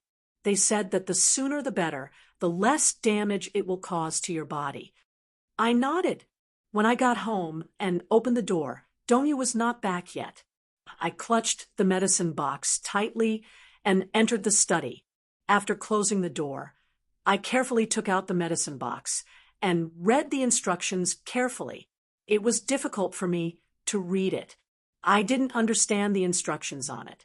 Just as I was feeling confused, I heard the door open behind me. I was shocked and hurriedly stuffed the medicine box into the drawer to hide it. When I turned around, I saw that it was Donyu. My expression became even more embarrassed. "Brother," I called out to him softly, pretending that nothing had happened. Donyu sized me up for a moment and suddenly questioned me, "What were you holding in your hand just now?" "Medicine." I subconsciously let it slip. I immediately bit my lip and stopped talking. He raised his handsome eyebrows and became more and more puzzled. "Medicine?" Cold medicine." He immediately walked over nervously and reached out to touch my forehead. "Have you caught a cold?" I dodged like a snake and waved his hand away, resisting. "Don't touch me." His expression froze, and his gaze turned slightly cold. I immediately said, "Don't worry about me, okay? I can take care of myself." Donyu looked at me quietly for a moment. Without saying anything, he turned around and left the study. Bang! The door was slammed shut with a deafening sound. I turned around mechanically and slowly opened the drawer. Looking at the medicine box, lying quietly in the drawer, my heart was in a mess. Not long after, my parents came home from work. After finishing my homework and dinner, I hid in the bathroom. Just as I was about to take my medicine, I heard footsteps outside the door. My heart raced, and I felt guilty. The next day, during the morning's self-study session, Han Xiao handed him a note and asked, "Did you take your medicine yesterday? What do you think? Did everything go well?" I looked at the beautiful handwriting on the note and crumpled it into a ball with mixed feelings. After class, Han Xiao found me and asked me why I hadn't replied to her. I said, "My family was around last night, so it wasn't convenient." "Then what should we do? If I don't eat it early, will it have no effect?" Han Xiao was extremely worried. I leaned against the wall, head down, eyes empty. However, she suddenly said, "Why don't you come to my house tonight and tell your mom that you're coming to my house to do your homework? Then I'll cover for you while you take your medicine." I remained silent. Han Xiao was also silent for a moment. Suddenly, she asked, "Don't tell me you can't bear to abort it. How could that be?" I looked up with reddened eyes and said, "I can't wait for this. I can't wait for it to not exist. Why would I be reluctant?" Chapter 3145. It was said that only a man who had gone through 10 months of pregnancy, accompanied his wife during her pregnancy, prepared for labor, and gave birth, and took good care of his wife and child while his wife was breastfeeding could officially become a qualified stay-at-home dad. Although a certain man was a veteran in business, he was still a newcomer in the world of stay-at-home dads. Now, he was already a stay-at-home dad of 3 children. This was the first time in his life that he had experienced breastfeeding. Although he had done a lot of homework before, when it came to the real battle, Muyaja was still caught off guard. Wah, wah, wah, wah, wah, wah. In the middle of the night, in the crib, the little Yueyao struggled for a while before suddenly wailing. Unknowingly, the little Yueyao was already 5 months old. After moving back from the confinement center, Muyaja considered for a long time before finally placing the crib in the bedroom. The master bedroom was a very large suite with a living room, a study, and a private bathroom. It was designed in the same way as the suite in the presidential hotel. As for the location of the crib, firstly, he did not want little Yueyao to disturb the married life that he had been looking forward to for a long time. It had not been easy for him to survive 10 months of pregnancy, childbirth, and confinement. A certain man had long reached his limit. He was filled with ambition and was finally able to realize his married life. He sighed inwardly. However, if the crib was placed in another position, what if he couldn't hear the little Yueyao's cries in the middle of the night? Sometimes, when the little princess was hungry, he had to wake up in the middle of the night to feed her. Muyaja considered for a long time before finally deciding to temporarily place the crib in the bedroom. In the past few days, because of the wedding preparations, he had been racking his brains. During the day, he was busy with the company's affairs. When he returned home at night, he had to personally participate in the wedding design. No matter how big or small, he had to personally look over everything. He had to repeatedly confirm and modify a plan several times before it was approved. At night, on time, at 2 o'clock in the morning, the little Yueyao would definitely kick her little legs and ask for milk. It was as if the little one's arrival was to overdraft his excess energy. It was very rare for Yun Shirshir to get up to feed the babies. Her physique was not very good. If she got up in the middle of the night, she would not be able to fall asleep again. After the confinement period, she still had to pay more attention to recuperation. After all, childbirth was quite damaging to a woman's vitality. Therefore, every time before going to bed, Yun Shirshir would use a breast pump to store enough milk in a milk bottle and place it in the refrigerator to cool. When the little Yueyao wanted to drink it, Muyaja only needed to warm it up. As for her, all she had to do was to put on her earplugs and rest. At first, when Muyaja suggested that he would be the one feeding her at night, Yun Shirshir had some misgivings. After all, his work was not easy. He had to get up in the middle of the night to take care of Xiao Badian, which was too strenuous. However, Muyaja said that, not to mention that Yun Shirshir had just undergone surgery and still needed to recuperate, he enjoyed his passion for this job. However, a certain man had other plans in his heart. It was said that children at this age would start to recognize people if he took care of her more. When she slowly grew up, she would definitely be the closest to him. Therefore, with this selfish motive, a certain new stay-at-home dad started his real life of taking care of a baby. Chapter 3146. Over time, he had figured out the pattern of his little princess. Usually around 2 in the morning, this little princess would be hungry. Her biological clock was excessively accurate. She couldn't be a minute earlier or a minute later. Speaking of which, this little Yueyao was quite interesting. She was still a small ball of glutinous rice, but she already had the demeanor of a queen. Whenever she cried, if he didn't rush over immediately to coax her in his arms, her cries would become louder by a few decibels if he was a few minutes late. Muyaja woke up at once when he heard her cries. He immediately got up from the bed and, with his slightly messy black hair, shuffled over to the crib as if he were sleepwalking, as if he was familiar with the place. This route had already become a subtle influence on him.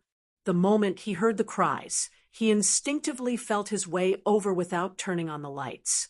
Little Yueyao's cries grew louder. Muyaja squinted his sleepy eyes and hugged the soft little fellow in his arms. He coaxed her gently. "Yes, yes, Your Majesty, this subject came too late to rescue you. This subject deserves 1,000 deaths. This subject knows his mistake. Your Majesty, please forgive this subject." When he opened his mouth, his voice was extremely hoarse. The sensor lights lit up. He looked down and saw that little Yueyao's little face was red from crying as if she had been greatly wronged. Muyaja carried her into the living room. There was a crib in the living room. He placed her in it first, then quickly took out a milk bottle from the refrigerator.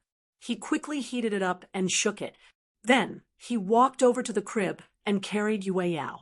She was still crying so hard that her little mouth was wide open. Muyaja took the opportunity to stuff the pacifier into her little mouth. Little Yueyao almost instinctively sucked on the pacifier. Her two tender little hands hugged the milk bottle, just like that as she sucked on the milk. In the beginning, when they were changing the milk bottle, little Yueyao was a little unhappy. When it was stuffed into her mouth, she turned her head from time to time and rubbed against it, refusing to drink the milk obediently. Speaking of which, there was a slight difference between a milk bottle and a human's breasts. Hence, little Yueyao was very disdainful of the milk bottle. However, when it came to this, Yu was smart. He found a spare milk bottle and poured Coke into it. Then, he stood by the crib and started to drink the Coke with relish in front of little Yueyao. Why else would there be a saying that out of someone else's pot was always the best? Little Yueyao was only a few months old. She already knew this. Hence, when she saw him hugging the milk bottle with relish, her originally tearful eyes widened in curiosity as she watched Yu sucking the cola from the milk bottle. Craving for it, she reached out her chubby little hands, wanting to drink it. Yu deliberately refused to give it to her, so little Yueyao grabbed his hand and asked for it. Yu waved the milk bottle in his hand to show off. He had an arrogant look on his face and refused to let her drink. Little Yueyao became anxious and started to cry loudly. Seizing this opportunity, Yu swapped the milk bottle and stuffed it into her arms. Little Yueyao was satisfied. She hugged the milk bottle and stopped crying. She smiled with tears in her eyes. Mu Yaja quickly took the milk bottle and fed it to her. Chapter 3147. Thus, Yun Shirshir had no choice but to squeeze the milk into a milk bottle and store it in the freezer. This was a good thing. After all, when little Yueyao drank milk, it often hurt her. Using a breast pump to suck the milk out would make her feel better. Thus, as time passed, little Yueyao started to drink milk from a milk bottle in advance. Mu Yaja carried Yueyao to the sofa and lowered his head to watch her drink milk. Little Yueyao's eyes were red from crying earlier, as if they had been dyed with rouge. With tears in the corners of her eyes, she hugged the milk bottle as if she had walked in the desert for several days and nights and finally found a clear spring. She drank it in big gulps, as if she was thirsty. What a greedy little kitten! Mu Yaja gently scratched the tip of her nose. His heart felt as if it had been filled to the brim. But as she drank, she looked at him with her eyes wide open. Seeing that he was gazing at her gently, little Yueyao actually smiled with tears in her eyes. With this smile, the entire world seemed to brighten up. Especially when there were tears in the corners of her eyes and her eyes were still red, when she smiled, it gave off the feeling of being enchanting. She was still a baby. How could she smile so beautifully? This pair of eyes gave her quite a lot of points. The black and white were distinct, and they were round and big. Based on the contours of her eyes, one could imagine that this pair of eyes resembled her mother's. Her almond-shaped eyes were extremely alluring. Just holding this little girl like this, Mu Yaja felt a great sense of accomplishment. This sense of accomplishment was definitely not something that could be compared to signing a few billion-dollar contracts. When he hugged her, he felt as if he owned the whole world. This was probably how it felt to be a father for the first time. Mu Yaja had an impulse to bring all the best things in the world to her. In the past, he had been ruthless in his career purely because of his ambition and his struggle against fate. In such a frightening family, survival of the fittest was the law of the jungle. But now his ruthlessness in his career had redefined himself, and he had a firm goal. His ambition was to give his wife and daughter a better life. Now, he had a wife whom he loved deeply and 3 children whom he loved dearly. In order to give them the best life in the world, he naturally had to give it his all. Hence, Mu Yaja was even more motivated than before when it came to work. However, he didn't neglect his other 2 sons and his wife just because of little Yueyao's birth. He knew that the happy life and complete family he had today were all thanks to this woman. Therefore, he doted on her even more than before, just so that when their hair was white, he could hold her hand and ask her if she was happy with him in this life. Without hesitation, she could say, yes. To him, this was the true achievement of his life. This man was very clear about the position of everyone he cared about, whether it was Yu Yu, Xiao Chen, or even little Yue Yao. They were all his loved ones. However, they were destined to be passers-by and travelers.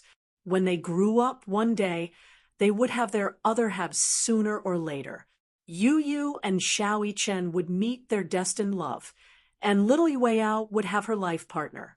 Chapter 3148. When it was time to feed, Yu Yu got up and went to the bathroom.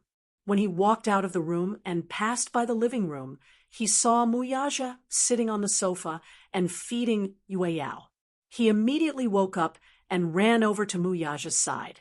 He snuggled up to Muyaja and looked at the little Yue Yao, who was happily munching on the milk bottle. Muyaja glanced at Yu Yu and saw that he was drowsy. One of his eyes was open and the other was closed. His eyelids were swollen and hazy, and he couldn't even open his eyes. He couldn't help but say unhappily, "Go to sleep if you're tired." No, I want to watch over my little sister." Muyaja snorted coldly and shielded the little Yue Yao. "It's not like you don't have the chance to see her. Take me, for example.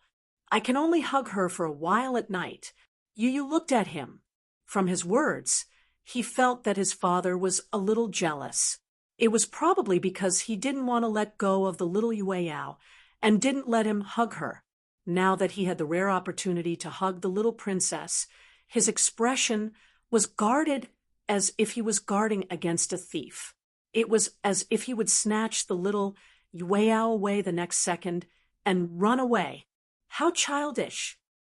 "Daddy, you're already so old. Why are you still acting like a little kid? You can hug her. No one will snatch her away from you." Muyaja was speechless. This guy, ever since Yue Yao was 5 months old, the ban on visitation was lifted. When Yun Shirshir returned home from the confinement center, many people called and said that they wanted to visit her. However, Muyaja said that the child was too young and it wasn't convenient for strangers to visit her. But in reality, he had his own selfish motives. His daughter had just been born, and he hadn't seen enough of her yet. When he thought about how he had to take care of the guests coming and going, he would have less time to spend with the child. He couldn't be bothered to entertain the guests who came to visit, so he made it clear that he was in a state of declining visitors. When the little Yue Yao was a little bigger, his excuse would no longer be valid. Hence, on the first day after the ban was lifted, Jiang Shen and Lu Jinyu took advantage of the company's lunch break and rushed over with their bags. Yun Shirshir hadn't even served them tea yet, but they couldn't wait to run to the crib and surround it to look at the little queen lying in the crib. Little Yue Yao could already lift her legs. It was said that babies at this age had very soft bones, but she could already lift her little feet. She held the soles of her feet with both hands and rolled around, enjoying herself. Little Yue Yao wasn't afraid of strangers when she saw him. She blinked her watery eyes as if she was examining him. When Jiang Shen saw the little princess, he exclaimed and covered his mouth. His heart was about to melt. "So cute, so cute." "Ah!"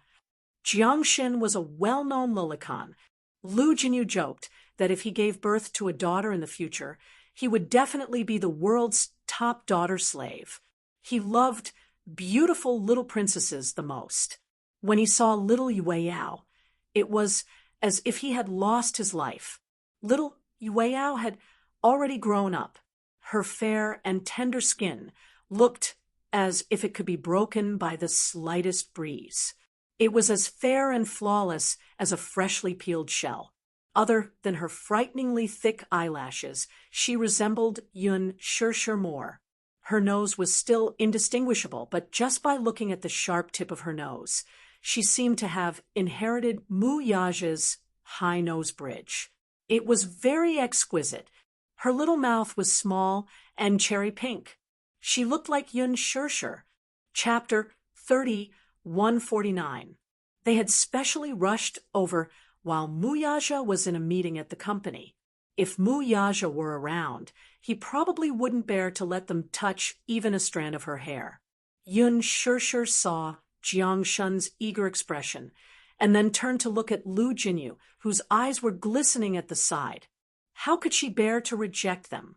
But do you know how to carry a child? A 5-month-old child's bones are very soft.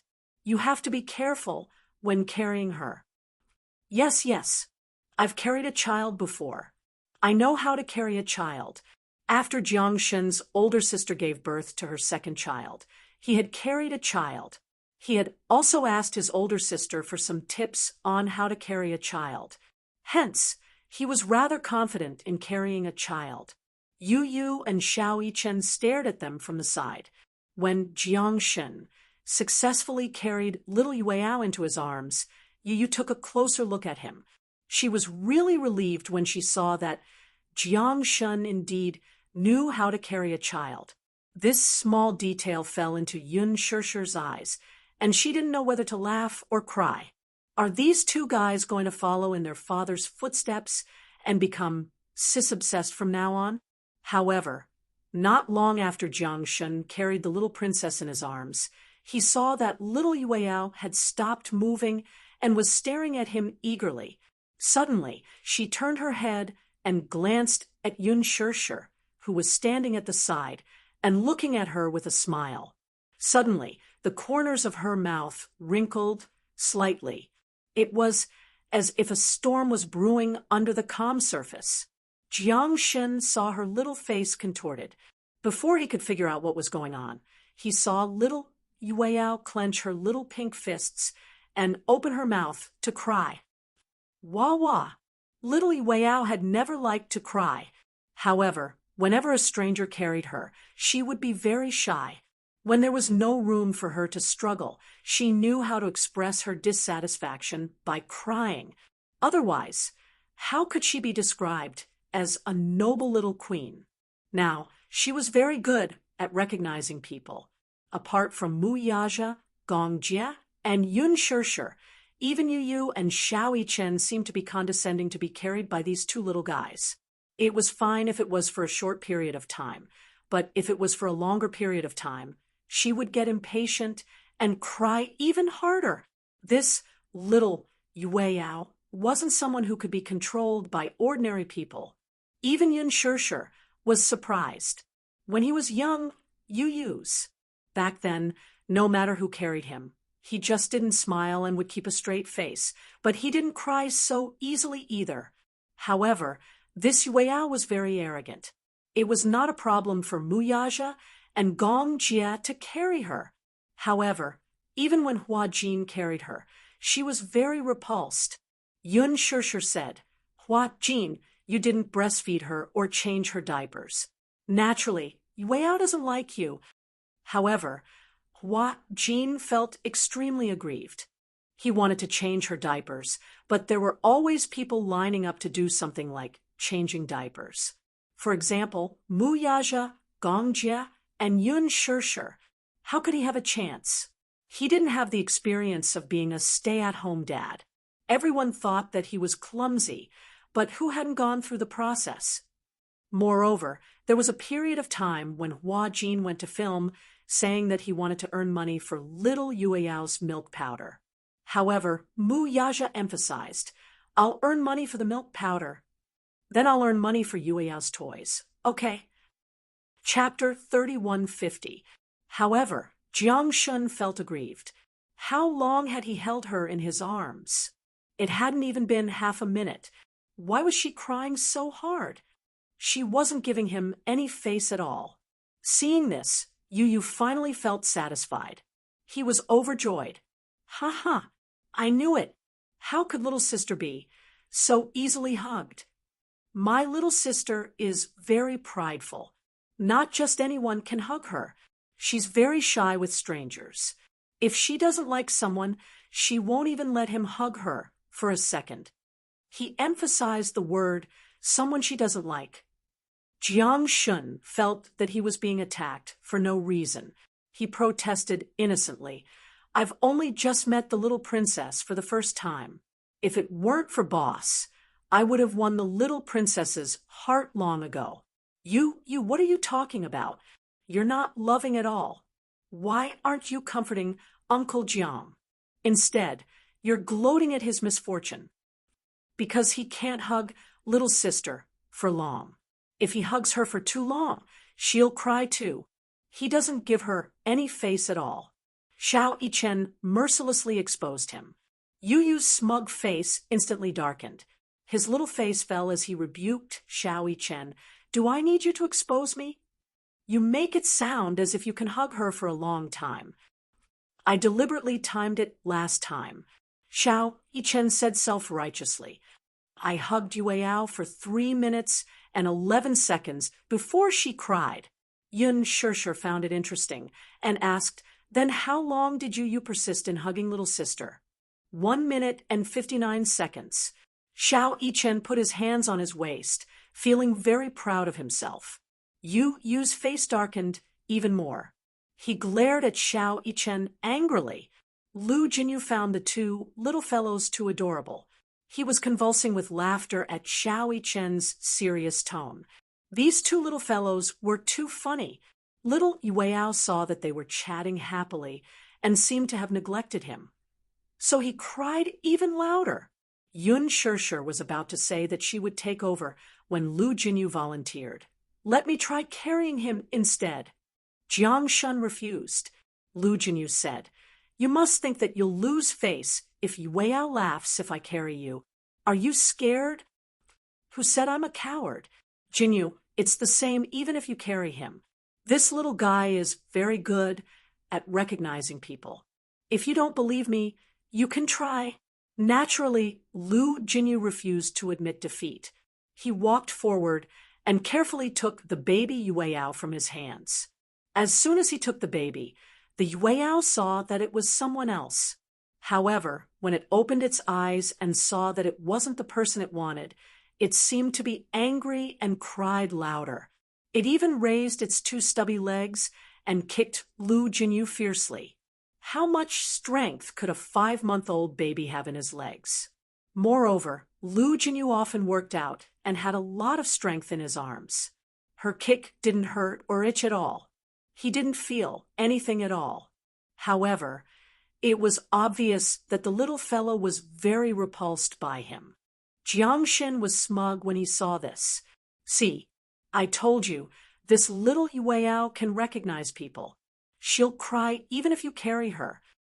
However, Lu Jinyu was indignant. You only know how to make sarcastic remarks. Yun Shishir couldn't stand it anymore. She saw that Yueyao was crying so hard that her voice was hoarse. Afraid that she would cry until she fainted, Yun Shishir immediately walked forward and said, let me carry her. Our savior is here. Our savior is here. Lu Jinyu said, breaking out in cold sweat. Chapter 3151. Seeing that I had lost control of my emotions, Han Xiao immediately hugged my shoulders gently. Everything will pass. Although I don't know what happened, Xiachuan, I will be with you. Han Xiao, will you look down on me? I asked in a choked voice. I really don't know. I didn't want to. I feel like a failure. So dirty. The people at the pharmacy said that my life is over. It will become a stain that I can't erase. What should I do? Han Xiao's eyes reddened when she saw that I was crying. She said, Xiachuan, don't let your imagination run wild. Don't worry, no matter what happens, I will believe you. Asterisk, asterisk, asterisk, asterisk, asterisk, ectopic pregnancy was a terrifying nightmare for women.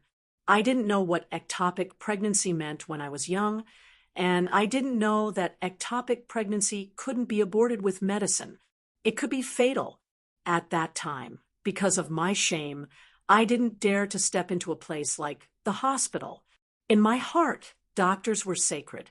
I couldn't imagine what kind of methods the doctor would use to examine my body when I stood in the consultation room, and then what kind of gaze he would use to look at me. So, with that kind of opportunity, I might be able to avoid even greater harm. However, at that time, I was lost and didn't have a pair of hands to guide me out of this foggy swamp. Han Xiao took me home, and Han Zhao's parents warmly entertained me for dinner. After dinner, Han Xiao encouraged them to go out for a walk. This way, I would have a chance. She pushed me into the bathroom and urged, "Hurry up and take your medicine before my parents come back." "Will there be a lot of bleeding?" I asked worriedly. "There will be bleeding, but the person at the pharmacy said that if it's used properly, there won't be any danger." Han Xiao hesitated. "Actually, it's best to go to the hospital and take it under the doctor's guidance. However, I don't think you'll want to go." "I'm not going to the hospital." I trembled at the mention of the hospital. Han Xiao immediately comforted me. "It's okay, Xiaochuan. Don't be so sensitive. You're not a criminal.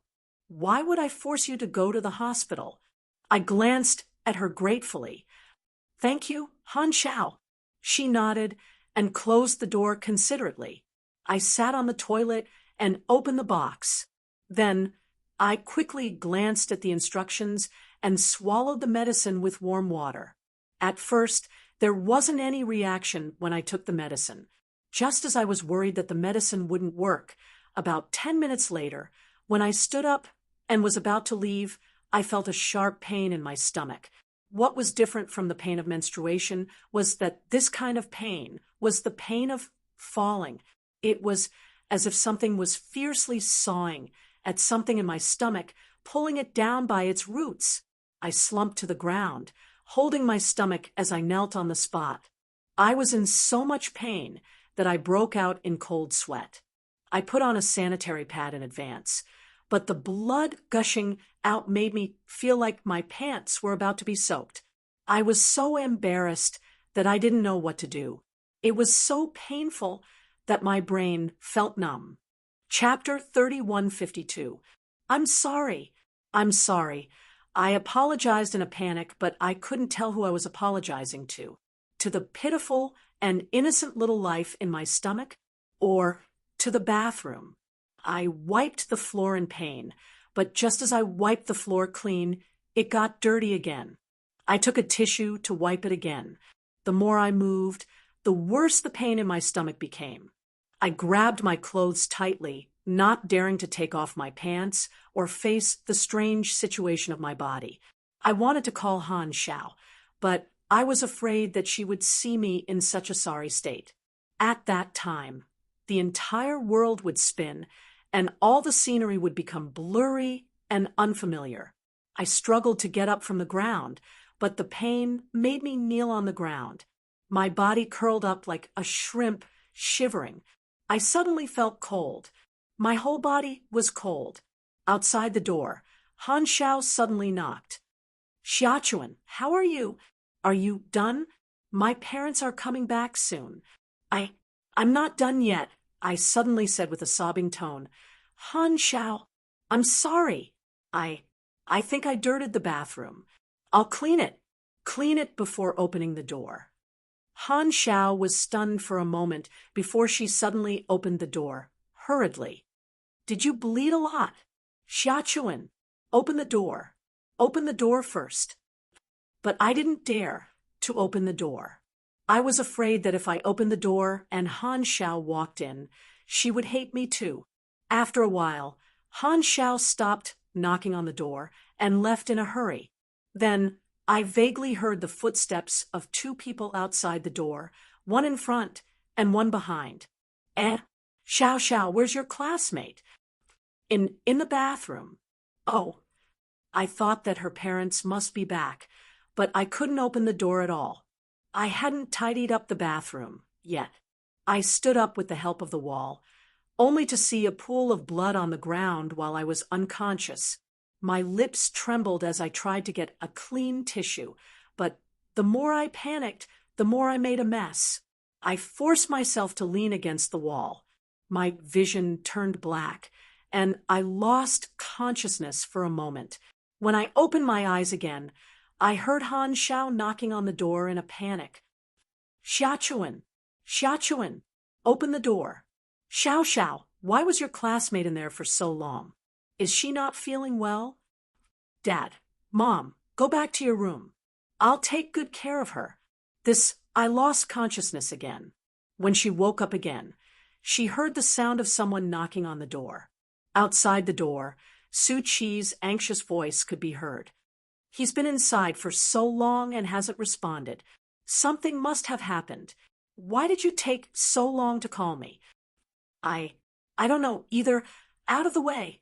I'll break the door open, I said hoarsely. Don't hit me. Just as I reached out my hand, the door was kicked open by Su Chi with a loud bang. He rushed into the bathroom and lowered his head to see me leaning against the wall. I looked delirious. In my blurry vision, I could see his panicked expression. Xiachuan, what happened to you? When Han Xiao saw me in such a miserable state, she was also frightened. Her eyes immediately turned red.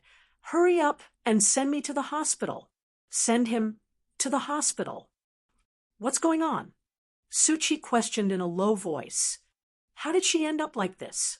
Su Chi, don't ask. Hurry up and send him to the hospital. Chapter 3153. I don't want to go to the hospital. Su Chi frowned and said angrily, What nonsense are you saying? Beside him, Han Xiao also urged, Su Chi, take her to the hospital first. Leave this to me. Su Chi nodded and carried me out the door. I felt as if blood was flowing out of my body, wetting his sleeves. I grabbed his lapels and said, Su Chi, don't worry about me, okay? Su Chi's face was tense, and he didn't say anything. It took a lot of effort for him to maintain his composure and carry me downstairs. He drove here. Later, I found out that when I fainted, Han Xiao was worried that something had happened to me. In a daze, she called Su Chi. Su Chi received the call and rushed over. As it was already night time, he didn't have to worry about the traffic police checking, so he drove over. He carried me into the car, only to find that my white school pants were stained red with blood. I sat in the front passenger seat, looking a little helpless. Don't dirty your car. In Xiachuan. Su Chi gripped my shoulder tightly. He couldn't take it anymore. I looked into his bloodshot eyes, as if he was enduring something. I heard him say word by word, I'm begging you, okay? When you're better, I'll listen to whatever you say. But now, let me make sure that you're safe and sound. Otherwise, I won't forgive you, and I won't forgive myself. My lips trembled violently, and I burst into tears. Seeing that I was crying, Su Chi's tone softened. I'll take you to the hospital first. Then he fastened my seatbelt, closed the door, and got into the driver's seat. With trembling hands, he turned the key lock and started the car. Along the way, I clutched my abdomen, my face contorted in pain. In the end, I couldn't take the pain anymore and cried softly. When he heard me cry, he pursed his lips. His eyes were red and tears flowed, silently. After running many red lights along the way, he brought me to the hospital. He didn't have time to park the car in the parking lot, so he parked it by the side of the road. He carried me and ran into the hospital. Standing in the rushing crowd, he shouted, Doctor, save her, save her. She lost a lot of blood. I knew that he rarely came to the hospital by himself. He once patted his chest and told me that he had been very healthy since he was young. Even if he had a fever or a cold, he rarely came to the hospital. Therefore, he did not know whether he should register first or send him directly to the emergency room. I suddenly grabbed his arm tightly and begged, Su Chi, no matter what happens, don't tell In Dongyu, okay? After saying that, I was in so much pain that I couldn't speak anymore. I curled up in his arms, my consciousness alternating between sober and confused. The pain in my abdomen was getting more and more obvious. What happened after that, I lost consciousness. He only knew that when he woke up again, he was already in the ward. I opened my eyes. Su Chi, who had been watching over me all night, finally looked relieved when she saw that I was awake. Xiaochuan, you're awake. I looked to the side and saw a bag of blood hanging from it. Su Chi immediately took my hand. His palm was so warm, but I felt that it was burning and subconsciously retracted my hand. I said, What's wrong with me? The doctor said, Chapter 3154. Oh. I pretended to be calm and pursed my lips. I didn't want to show too much helplessness in front of him, so I pretended to be relaxed and asked, Then, did you lose the one in my stomach? Su Chi's gaze became a little unfamiliar. He looked at me silently for a while before suddenly asking, Xiaochuan, you're pregnant? Why didn't you tell me? When did this happen? And who's the child? I asked casually, Did you lose the child? Su Chi saw that I was deliberately avoiding the topic and hesitated.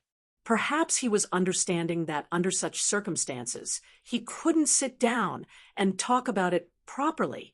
He only said, No, it's an ectopic pregnancy. I need surgery.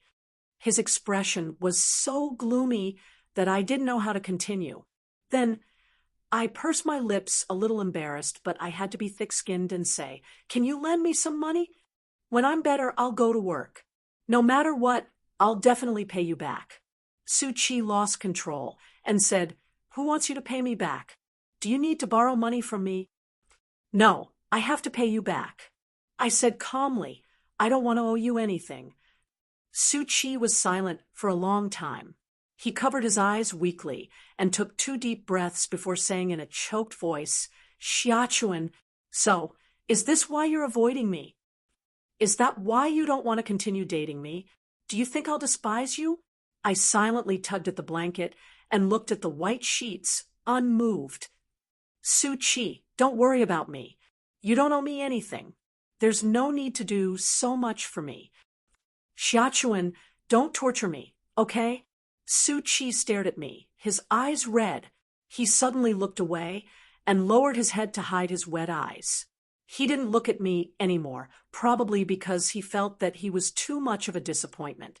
He had always said that a man bleeds, but not tears. In front of me, he had always been so bright and dazzling. He rarely lost control like he did now. I forced a smile. What's wrong? Su Chi, I'm really fine. Nothing serious. He looked at me, and tears finally rolled down his cheeks. He leaned forward and held my hand. I really don't know what to do. All I know is that when I found out that you were pregnant and that you had a secret abortion, I hated myself very much. But you actually told me not to interfere. You don't owe me anything, and I don't owe you anything. At this point, he choked up and said helplessly, In Xiaochuan, please don't torture me anymore, okay? No matter what happens, I will face it with you. Why are you running away from me? Do you really hate me so much? I held back my tears and forced a smile.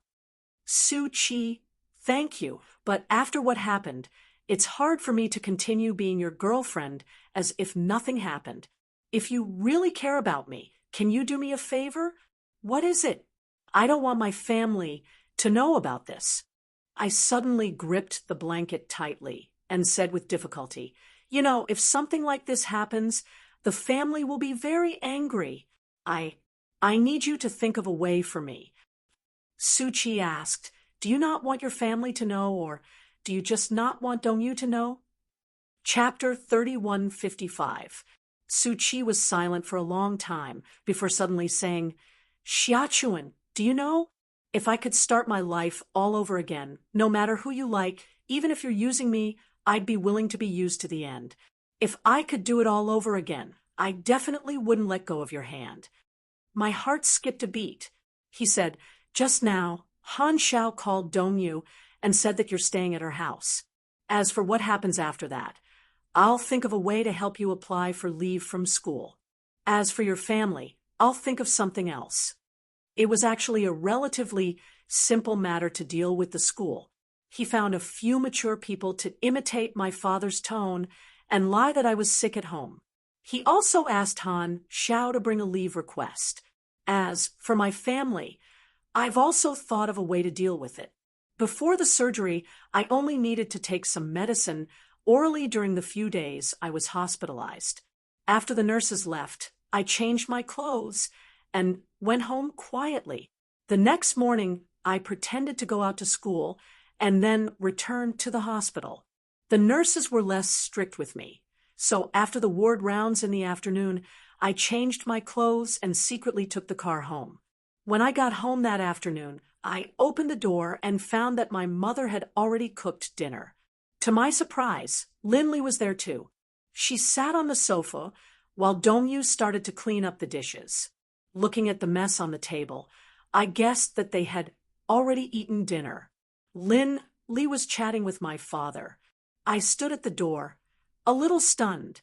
Then I heard my mother walk over after clearing the table. She enthusiastically poured Linley a cup of tea and said with a smile, "Lily, don't be so formal.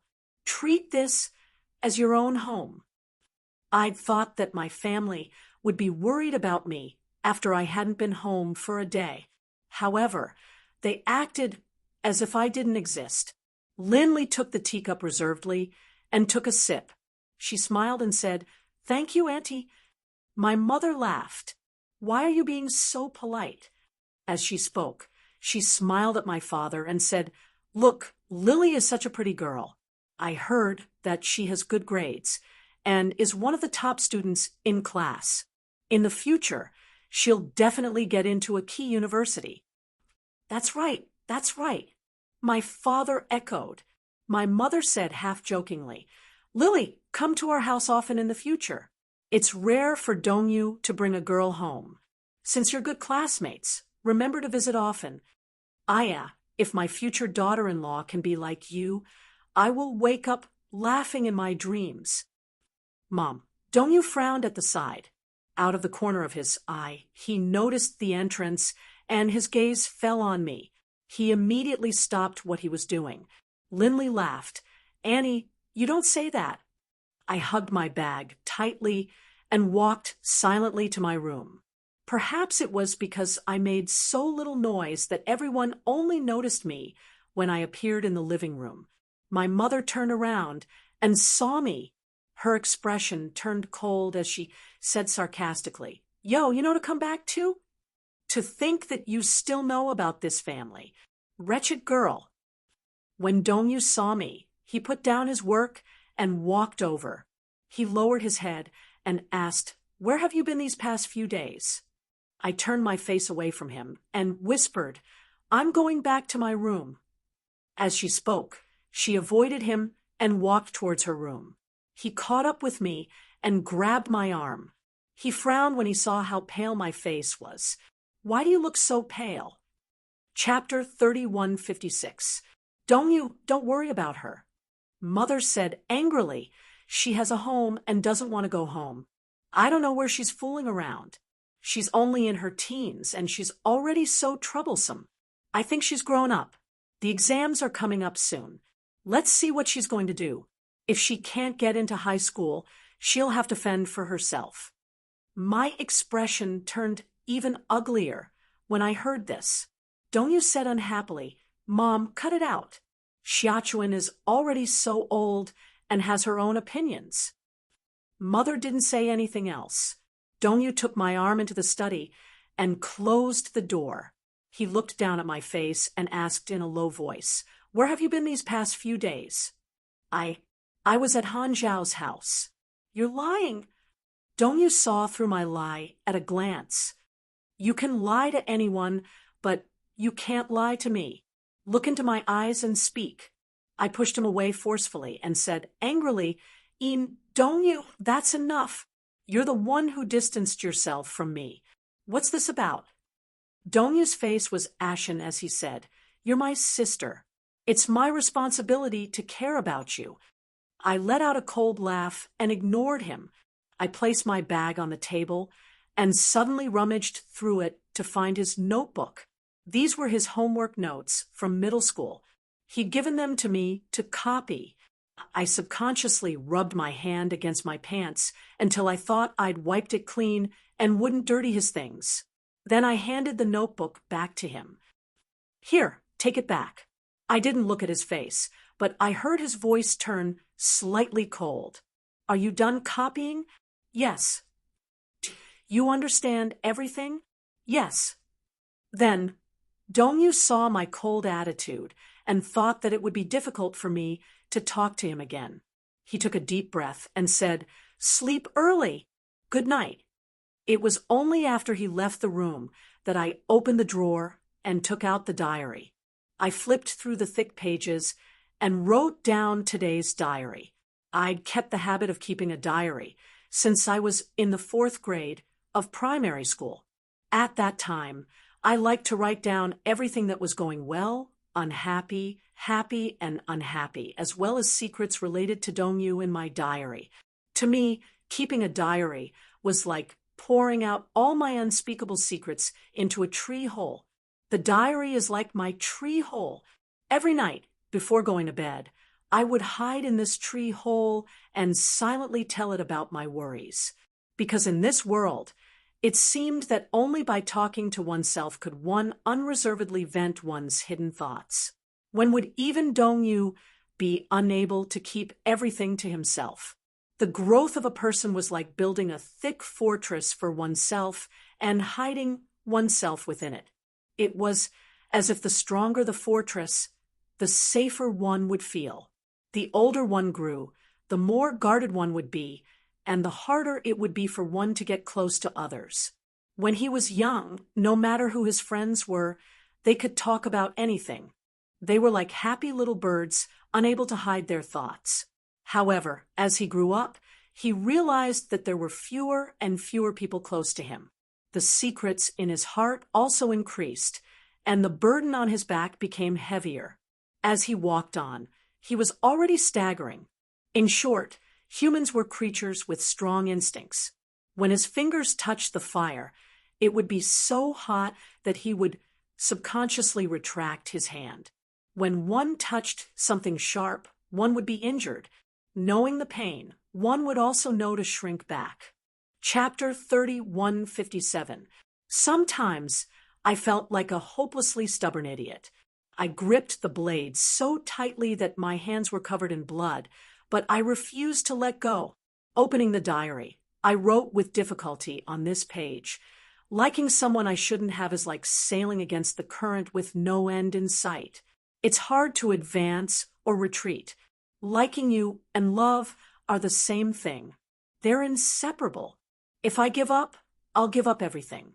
But if liking you only brings me pain, I'm willing to give up everything. I closed the diary and hugged it tightly in my arms. Tears fell unconsciously. The next morning, I carried my bag to school as if nothing had happened. In the past, Dongyu and I would go to school together, but early in the morning at the intersection, I parted ways with him. He walked in front, and while he wasn't looking, I took a taxi to the hospital. Su-Chi gave me a few hundred yuan. When I took the money, my face burned. If I had the ability, I would never have taken the money. After taking a taxi to the hospital, I immediately went back to my ward and lay down. For the next 2 days, I would sneak home at night and sneak to the hospital in the morning. After school, Su-Chi would come to the hospital to accompany me. Han Xiao would come too. After what had happened at her house that day, I saw that her face was red and swollen. There were signs of a beating, and I felt even more guilty. 2 days later, I had surgery. Su-Chi paid for all my medical bills. Before entering the operating theater, Su-Chi accompanied me to the outside. He held my hand tightly and said, "Don't be nervous. The doctor said it's a small surgery. I won't go anywhere. I'll wait for you here." Okay. I closed my eyes and allowed myself to be pushed into the operating theater. Outside the operating theater, there were a few surgical trailers parked. It gave me the illusion that this was not an operating theater, but a slaughterhouse. It might be a little unkind to say that, but I looked at the doctors squatting outside the door, leaning against the wall. Their sterile clothes were stained with blood, but they could still chat casually with smiles on their faces. Perhaps they had seen too much of life and death, so they took a surgery like mine lightly.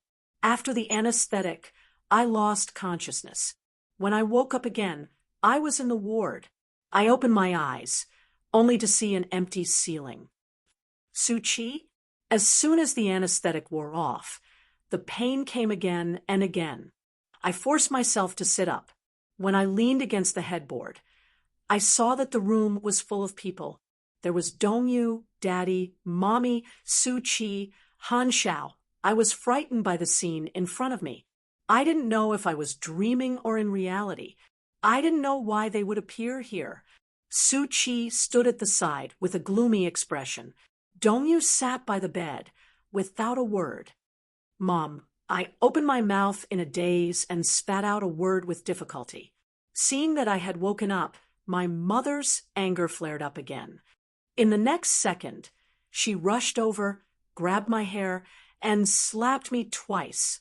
Inshachuan, are you trying to anger me to death? How did you get pregnant? You're still in junior high school. You're still in junior high school. You're so young, yet you don't know how to behave. Didn't I tell you before that girls should have self-respect and self-respect? Did you turn a deaf ear to my words? Chapter 3158. My mother was obviously furious. She pointed at me, slapped and hit me, and said without thinking, "Why are you so cheap? How did I give birth to such a shameless daughter like you? Other people's daughters are very obedient. How did I end up with such a good-for-nothing like you? Are you trying to anger me and your father to death?" Dongyu walked over and pulled her back. "Mom, calm down. Xiachuan is still insensible. Don't blame her." "If I don't blame her, who else can I blame?" My mother pushed him away. "Get out of my way." With that, she grabbed my arm and dragged me off the bed. She grabbed my clothes angrily and hit me. "See how I'll teach you a lesson today. So what if I hit you? I don't have a daughter like you. I'll just beat you to death. Once and for all." She slapped me, swearing and swearing. Suchi immediately rushed forward to protect me, crying, "Annie, Xiachuan has just had surgery. Don't hit her. Her body won't be able to take it. If you protect her, do you believe that I will beat you up too?" My mother shouted hysterically. "If I'd known that you were such a disappointment and made me lose so much face, I would have ruthlessly aborted you when I was pregnant with you. I shouldn't have kept you. If only I had aborted you. I don't have a daughter like you. I don't have a daughter like you." When I heard this, my body trembled violently. I knelt on the ground in front of her with a numb face. "Mom, I know I was wrong. So hit me hard, okay? I won't complain even if you beat me to death. But don't scold me, okay? I would also feel humiliated. I would also feel ashamed. I would rather she hit me hard than say such cruel words." When Dongyu heard this, he seemed to break down. He rushed up to her and pushed her away, shouting at her, "Mom, shut up. It's time to stop." He turned to look at me, his eyes filled with heartache. He clenched his fists and said, "She's my sister and your daughter. Don't you think it's too cruel of you to say that?" His mother looked at him in shock. She probably found it hard to imagine that Dongyu, who had always been obedient, would refute her like this. Dad stood by the side and sighed. He questioned me. "Then tell me, who is the father of the child? Who did this to you?" I didn't speak. Dongyu looked at me, nervously. Suddenly, he knelt beside me and pulled me into his arms. He said to his father, "Dad, don't force her. If she doesn't want to talk about it, then don't ask anymore. Such a big thing has happened. Can I even ask about it?" Her father said angrily, "If she doesn't tell us who that boy is, she'll never step into this house." Suchi suddenly stood up. It's me. His mother looked at him in shock. It's you? Dongyu suddenly raised his head and glared at him angrily. His eyes were bloodshot and scarlet. Su-Chi, is it really you? It's me. Su-Chi nodded and gritted his teeth. So, I will take responsibility. Dongyu suddenly stood up and punched him in the face. Su-Chi, you bastard. I had never seen Dongyu so furious. It was as if he had transformed into a ferocious beast. He pinned Su-Chi to the bed and punched him in the face. The scene was chaotic. Chapter 3159. The scene was chaotic.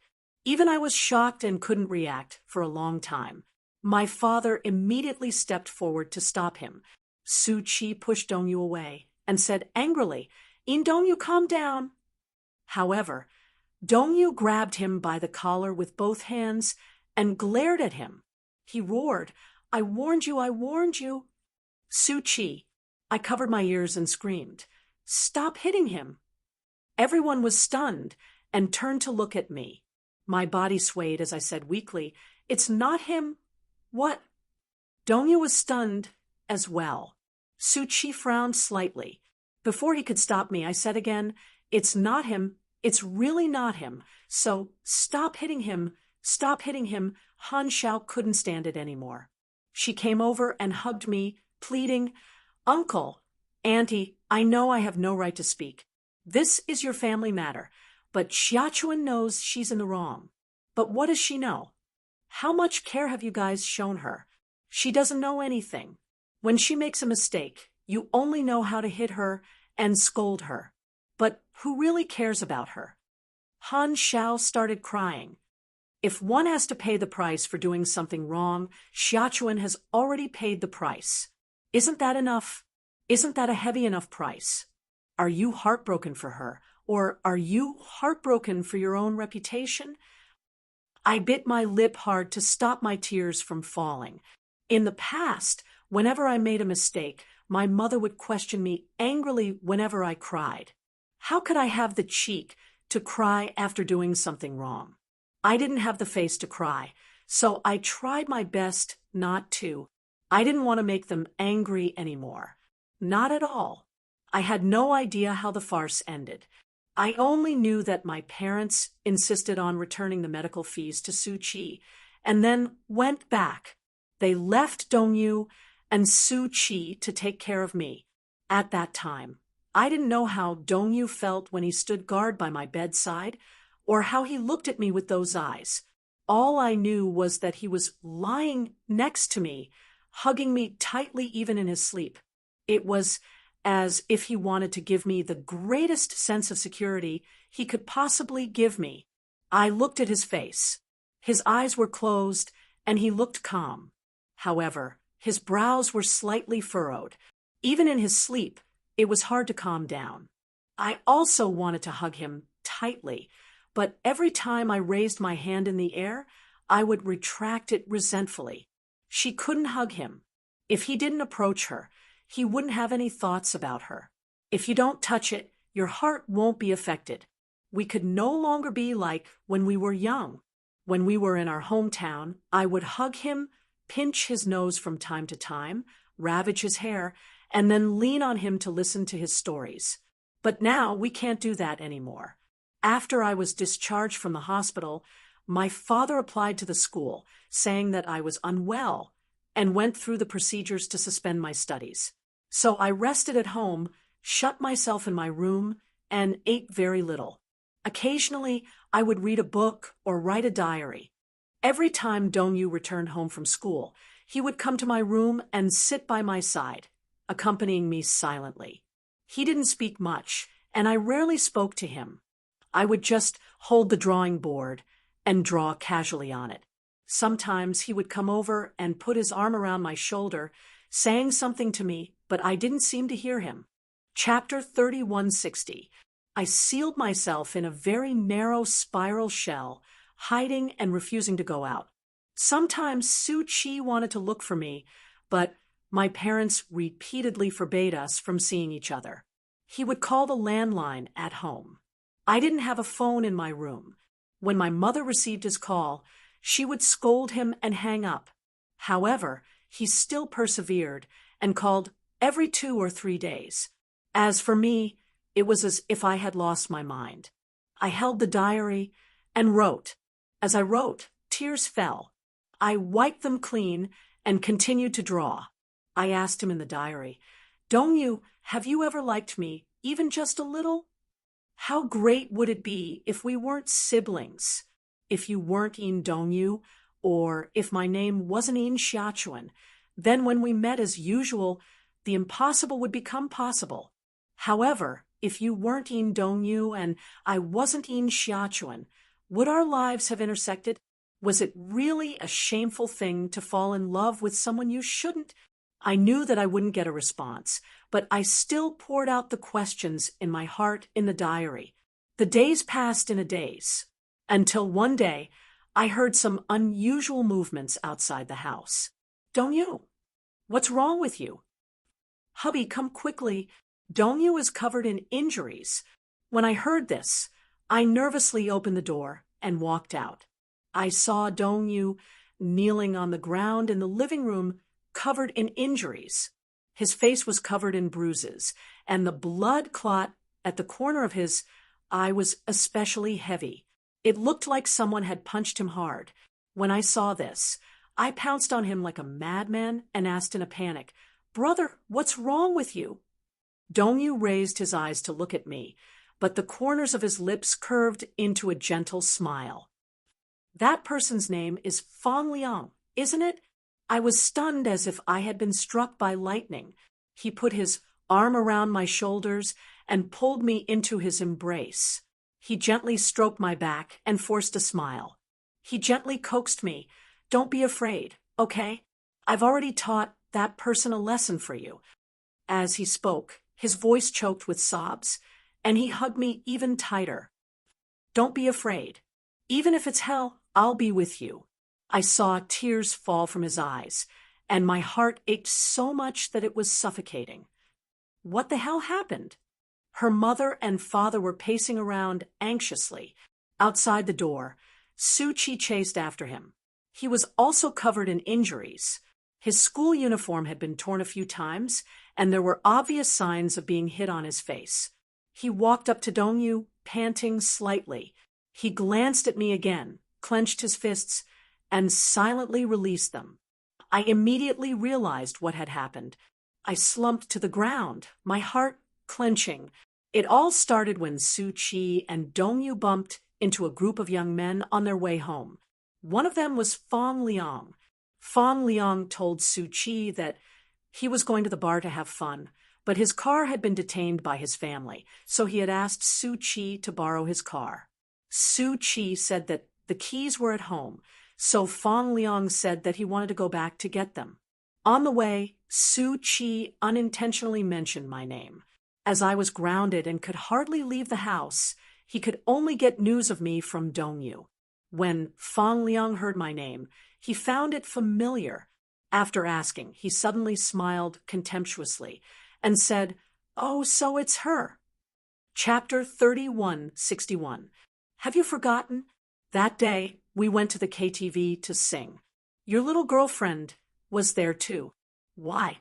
Didn't you guys break up? Suchi was vague. Fang Liang suddenly smiled ambiguously and said casually, "Suchi, you can't do it. Isn't it a pity to break up after dating for so long without having sex? However, as your brother, I'll do it for you." As soon as he said that, before Suchi could react, Dongyu grabbed him by the collar with an ashen face and punched him hard in the face with a devastating fury. A few young men who were with Fang Liang came over to hit him when they saw this. Suchi reacted, and the group got into a scuffle. However, Suchi and Dongyu had always been clear about their grudges. They were covered in injuries, but Fang Liang was seriously injured. He had broken ribs, broken fingers, multiple soft tissue injuries, and a moderate concussion. Dongyu hugged me and kept mumbling, "Why did you hide it from me? How could you hide it from me?"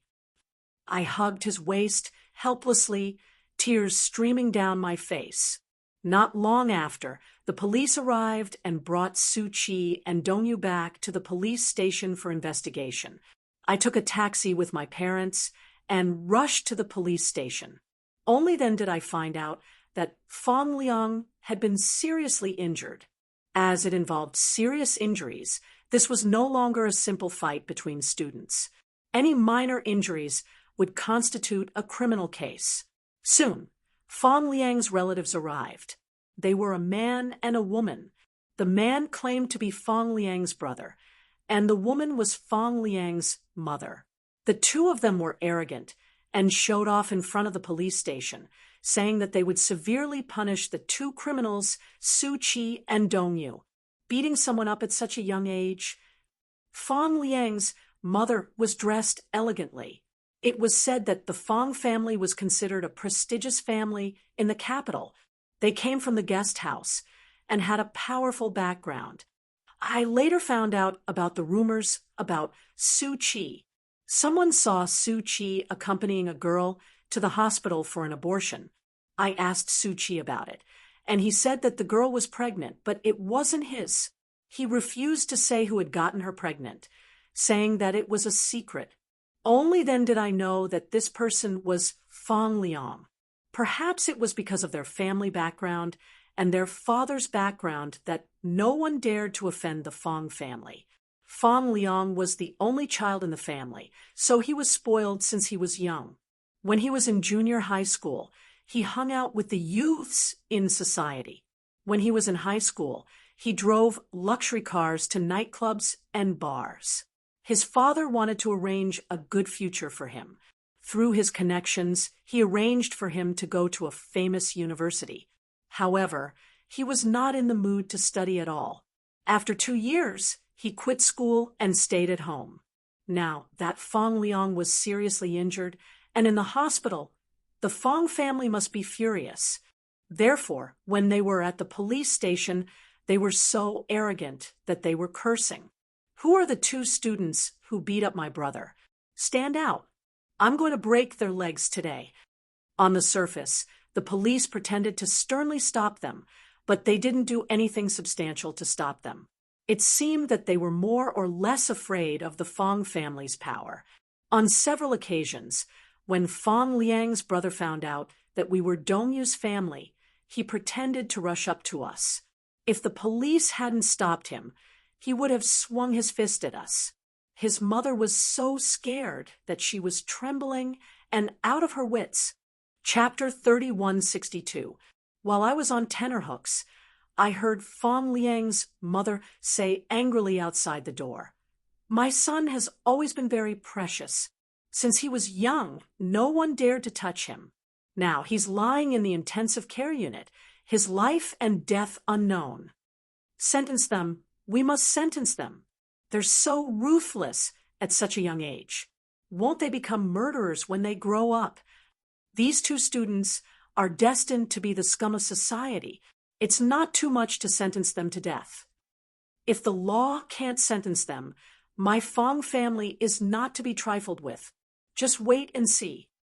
After I heard that, I struggled for a long time in my heart. Suddenly, I didn't know where the courage came from. Suddenly, I stood up and walked out of the door until I stopped in front of the woman. When she saw me, she frowned. I spoke before she could say anything. "Annie Fong, I suggest that you come forward and reconcile with our family." "Oh, you're the sister of the student who hit someone, right?" What an arrogant tone. Get lost. On the side, the man said, "Suing those two students for intentional injury, they should be adults, right? The sentence won't be light." After I heard that, I clenched my fists and pretended to be calm. "If you dare to sue my brother for intentional injury, then I'll sue Fong Liang for rape of an underage girl." My parents chased after me. When they saw this scene, they were stunned on the spot. My mother quickly came up to pull me. I shook off her hand and stared at Fong Liang's mother without blinking. Rape of an underage girl? I clenched my fists, took a deep breath, and said word by word, "I just had an abortion a few days ago." Fong Liang took me to a hotel while I was drunk. You don't know about this, right? Fong Liang should be 20 years old, right? Since he's already an adult, then the crime of raping an underage girl is much more serious than intentional injury, right? If you insist on making a big deal out of this, I don't mind accompanying you to the end. Fong Liang's mother said angrily, based on your words, what evidence do you have to say that my son raped you? It's rape, Auntie. I endured the unprecedented humiliation and pretended to be calm, but I said each word with tears of blood. If you don't believe me, I think the hotel has a record of the room. Also, if an investigation is filed, I'll cooperate in all aspects. No matter how you want to collect evidence, I'll accept it. What? I know that the Fong clan is quite powerful. Commoners like us can't compete with you. After a pause, I said with a sobbing tone, but if I expose it to the media, I'll be in trouble. Do you have the ability to suppress it? Fong Liang's mother took a few steps towards me. She gritted her teeth and said, do you think a little liar like you can threaten me? Or are you overestimating yourself and want to fight? Yes. You say? Yes. Then we'll see. Fong's mother die. SSSSAs. She acted domineering, but my attitude was equally domineering. She stared at me blankly for a long while. Perhaps it was because my gaze was firm and determined enough to threaten her. She suddenly gritted her teeth and nodded. Okay. With that, she led the man away. Chapter 3163. After Dongyu finished giving his statement, he was taken home. After 2 days of trepidation, the police station called and said that the Fong family had agreed to a settlement. You guys are so lucky. After offending the Fong family, you actually have the ability to get those people to settle the matter peacefully. When I found out that Dongyu and Su Qi were fine and only slightly injured, the Fong family didn't pursue the matter. They were probably afraid that I would blow the matter up. I really don't know how much courage I had to muster to stand in front of them and fight them head on. All I know is that at that time, in order to protect Dongyu, I was willing to risk my life. However, it was a fact that Dongyu had gotten into a fight. When the school found out about this, they had initially decided to expel him from school. Dongyu was in his 3rd year of high school. With his excellent results, he would definitely be able to get into a key university overseas. Mom and Dad had worked hard to save money, hoping that he would be able to get into Stanford University. However, such a bolt out of the blue had stunned them. At that time, university admissions were very strict about student records. If it was a B-grade student, most of them wouldn't be accepted. Many well-known universities only had a few spots. Even if they passed the cutoff, they would still be admitted based on merit. The student's character was also taken into consideration, and the consequences of disciplinary action were severe. Dad was furious. He used his connections from various parties and finally managed to talk to the principal of a high school. He repeatedly promised that there wouldn't be any disciplinary violations for the next half of the semester. Hence, the teacher put him on probation. If Dongyu performed well during the college entrance examination, he would be removed. However, my situation was a little bad. There was news from the school that I should transfer schools. I had fallen behind in my homework.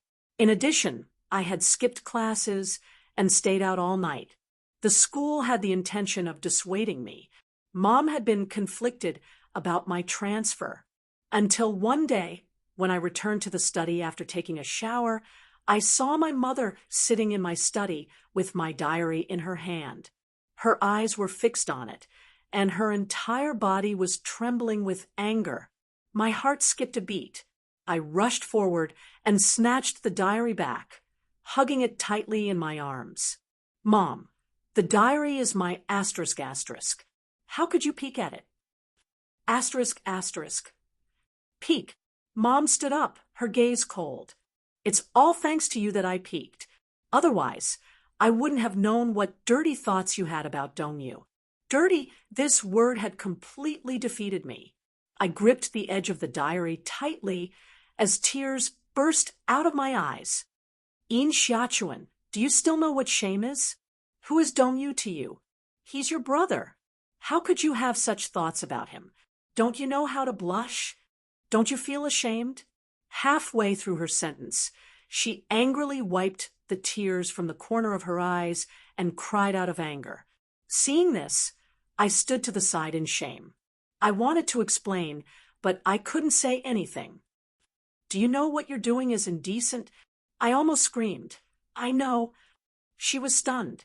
Then there was an eerie silence between us.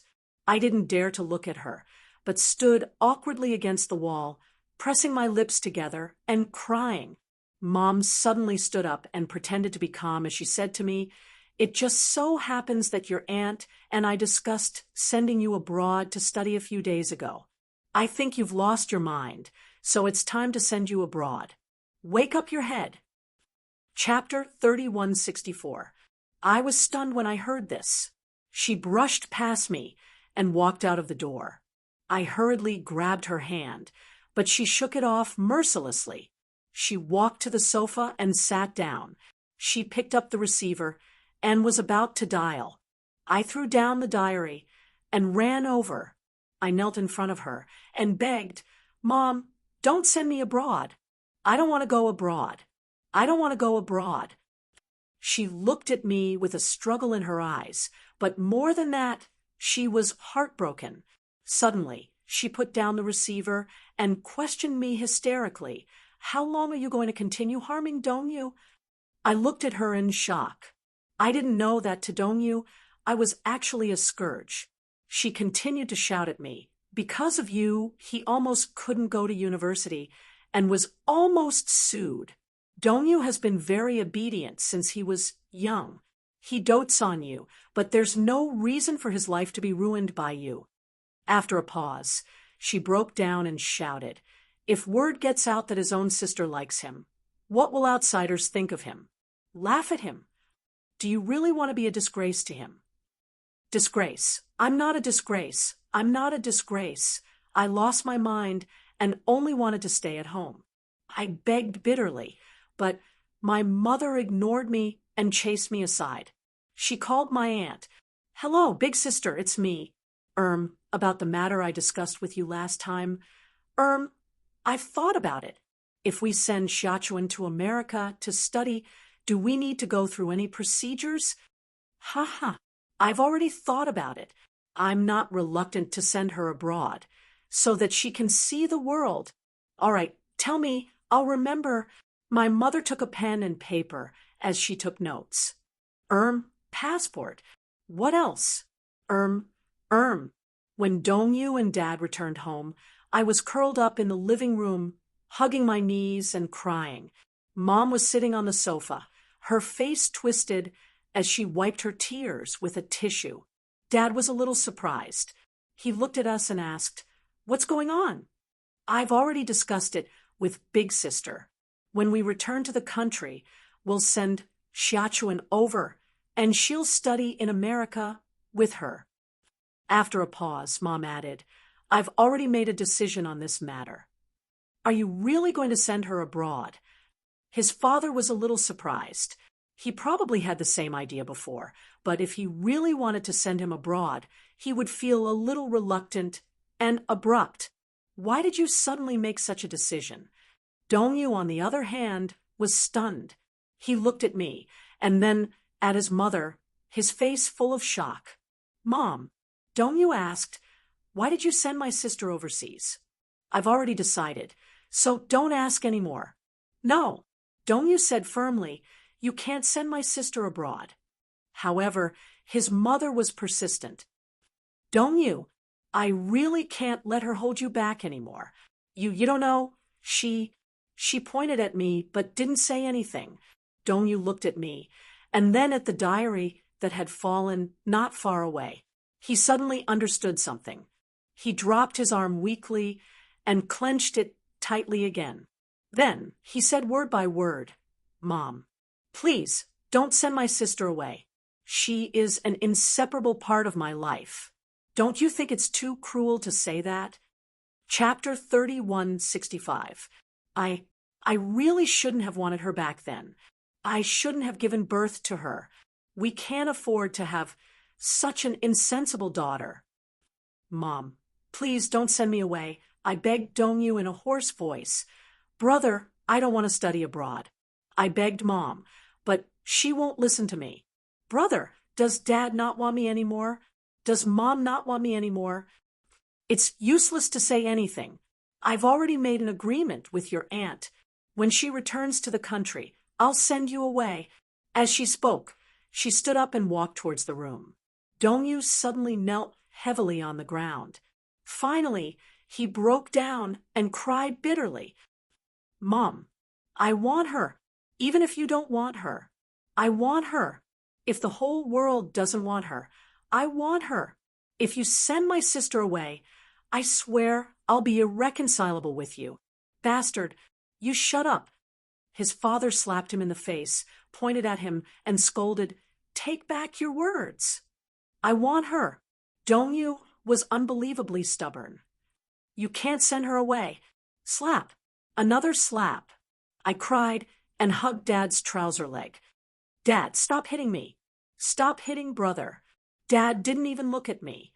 He glared at Dongyu with bloodshot eyes. The father and son confronted each other for a long time. Dongyu looked up and said, "I want her." Slap. "I want her." Slap. I didn't know how many times Dad slapped him that day. Perhaps it was to establish his authority as the head of the family, or perhaps it was because he felt that Dongyu was too stubborn and wanted to tame him. But Dongyu was more stubborn than I had imagined. Even though his face was flushed with blood, he still repeated, "I want her. I want her. I want her." That night, Dongyu was locked on the balcony while I was locked in the room. I leaned against the window and watched Dongyu's upright figure kneeling on the balcony. His back was facing me as he faced the balcony. The cold wind outside the window was getting stronger, but I couldn't go out. I couldn't go to his side and kneel with him in the cold wind. During those few days, I was locked in my room. My mother prepared 3 meals a day and brought them to me. Other than that, the door was locked from the inside. I had no access to the outside world at all. I was quarantined like a severely mentally ill person, until one night the door was suddenly unlocked from the inside. Startled, I sat up in bed, defensively. I thought it was my mother who had opened the door and was about to send me away overnight. However, it was Dongyu who walked in. He had a small bag slung over his shoulder. When he saw me, he put his finger to his lips and shushed me. "They're all asleep." He walked in and closed the door slightly. Then he walked to my bedside and whispered, "I stole the key and some money. I'll take you away, okay?" "You're taking me away?" I was stunned and stared at him for a long time. I couldn't believe that such words had come out of Dongyu's mouth, who had always followed the rules. "Where are we going?" "Anywhere is fine." Dongyu held my hand tightly and smiled encouragingly. "Xiachuan, leave this place with me. They don't want you, but I want you. I don't want to study anymore. I'll go out to work and support you, okay?" I was stunned, and tears welled up in my eyes. "What nonsense are you talking about?" Chapter 3166. Dongyu said seriously, "I'm very smart, and I learn everything quickly. It doesn't mean that I'll be useless if I don't study. I'll take you to another city, and we'll rent a house. Then I'll work hard and take good care of you, okay? Don't joke around." I turned around. "If I really go with you, Dad and Mom will hate me to the core." Dongyu suddenly hugged me and said sadly, "Then what do you want me to do?" He held my face and stared at it seriously. With a bitter smile, he said, "Don't tell me you're really going to let Mom send you overseas to study?" Xiaochuan, I'll go crazy if that happens. I can't lose you. I was encouraged by him at once, and he and I simply packed up and left the house. It was very windy at night. He draped his coat over me and hugged me tightly. We'll be in the car soon, he said. In the wee hours of the morning, it was difficult to get a taxi. When they finally got one, Dongyu said to the driver, "Go to the bus station." I suddenly thought of something and said dejectedly, "If you take me away, what about Linley?" Dongyu was stunned for a moment. I didn't know what he was thinking, but his lips started to tremble violently.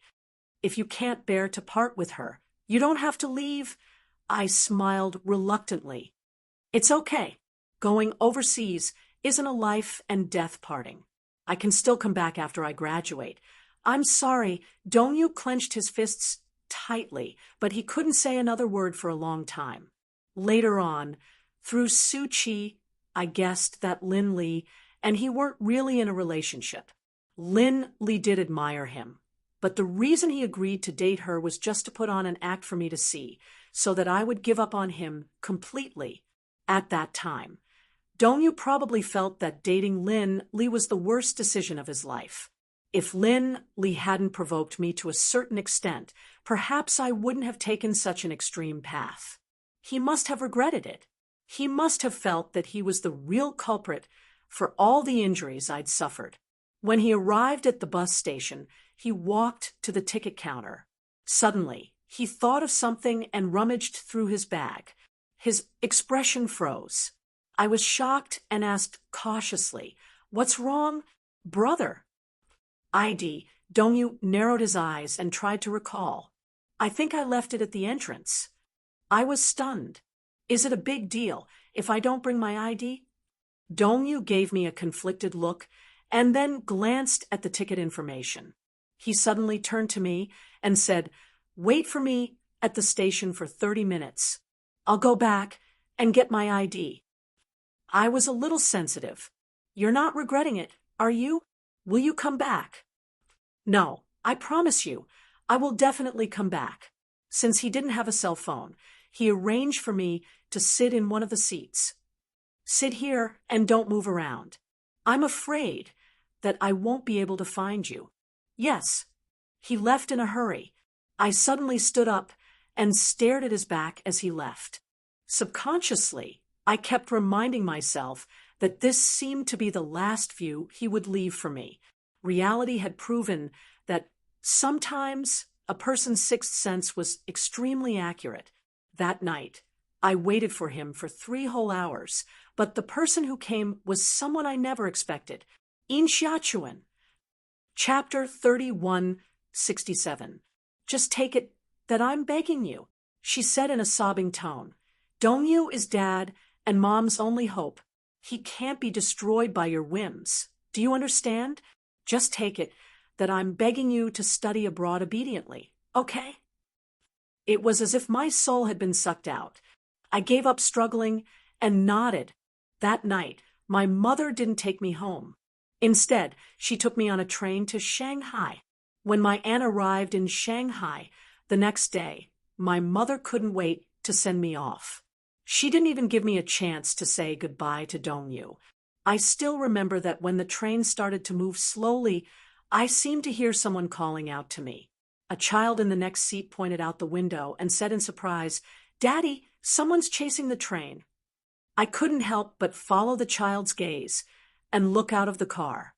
What I saw was a desolate scene. More or less, my heart had already withered at that moment. My days studying abroad were peaceful, so peaceful that it was as if I was dead. It sounded a little dispirited to put it that way, but in fact, no matter what I did, I was no longer surprised. Even for the exams that students feared the most, I could always calmly face the blonde examiners and answer their questions smoothly. It wasn't that I didn't miss him. More than once, I missed those days when I was young and innocent. In the beautiful countryside of my hometown, Dongyu and I played carefree, rolling in the grass and scratching each other. In the afternoons, we carried bottles to the river to fish for tadpoles. We climbed trees to catch cicadas. We even secretly set a wildfire behind the adults' backs and accidentally burned down the neighbor's straw shed. The two of us fled in panic and didn't dare to go home for a long time. Go home. I really wanted to go home. I'd always thought that if only I hadn't been born in this world in Xiaochuan's name. But that was home, and yet it wasn't home. Every time the memories flooded my mind, my heart ached. I didn't want to think about it. But what else did I have left besides these memories? More than parting, missing someone was like a flood or a ferocious beast swallowing me up and accompanying me. Until I returned home, I didn't feel much joy. To me, homeland is just a synonym.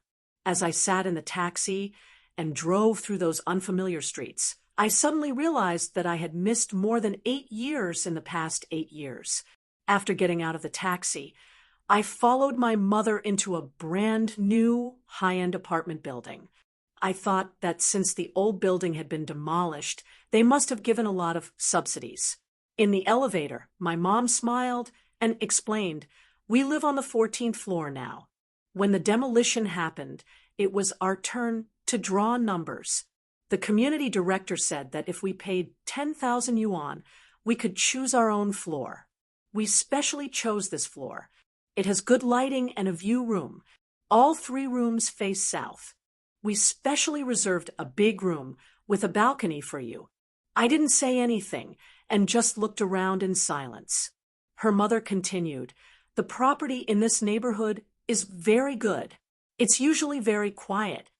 When she reached the door, she had just taken out her keys when she suddenly remembered something. She turned around and asked me tentatively, "Xiaochuan, it's been more than a year since you graduated from school, right?" I nodded silently.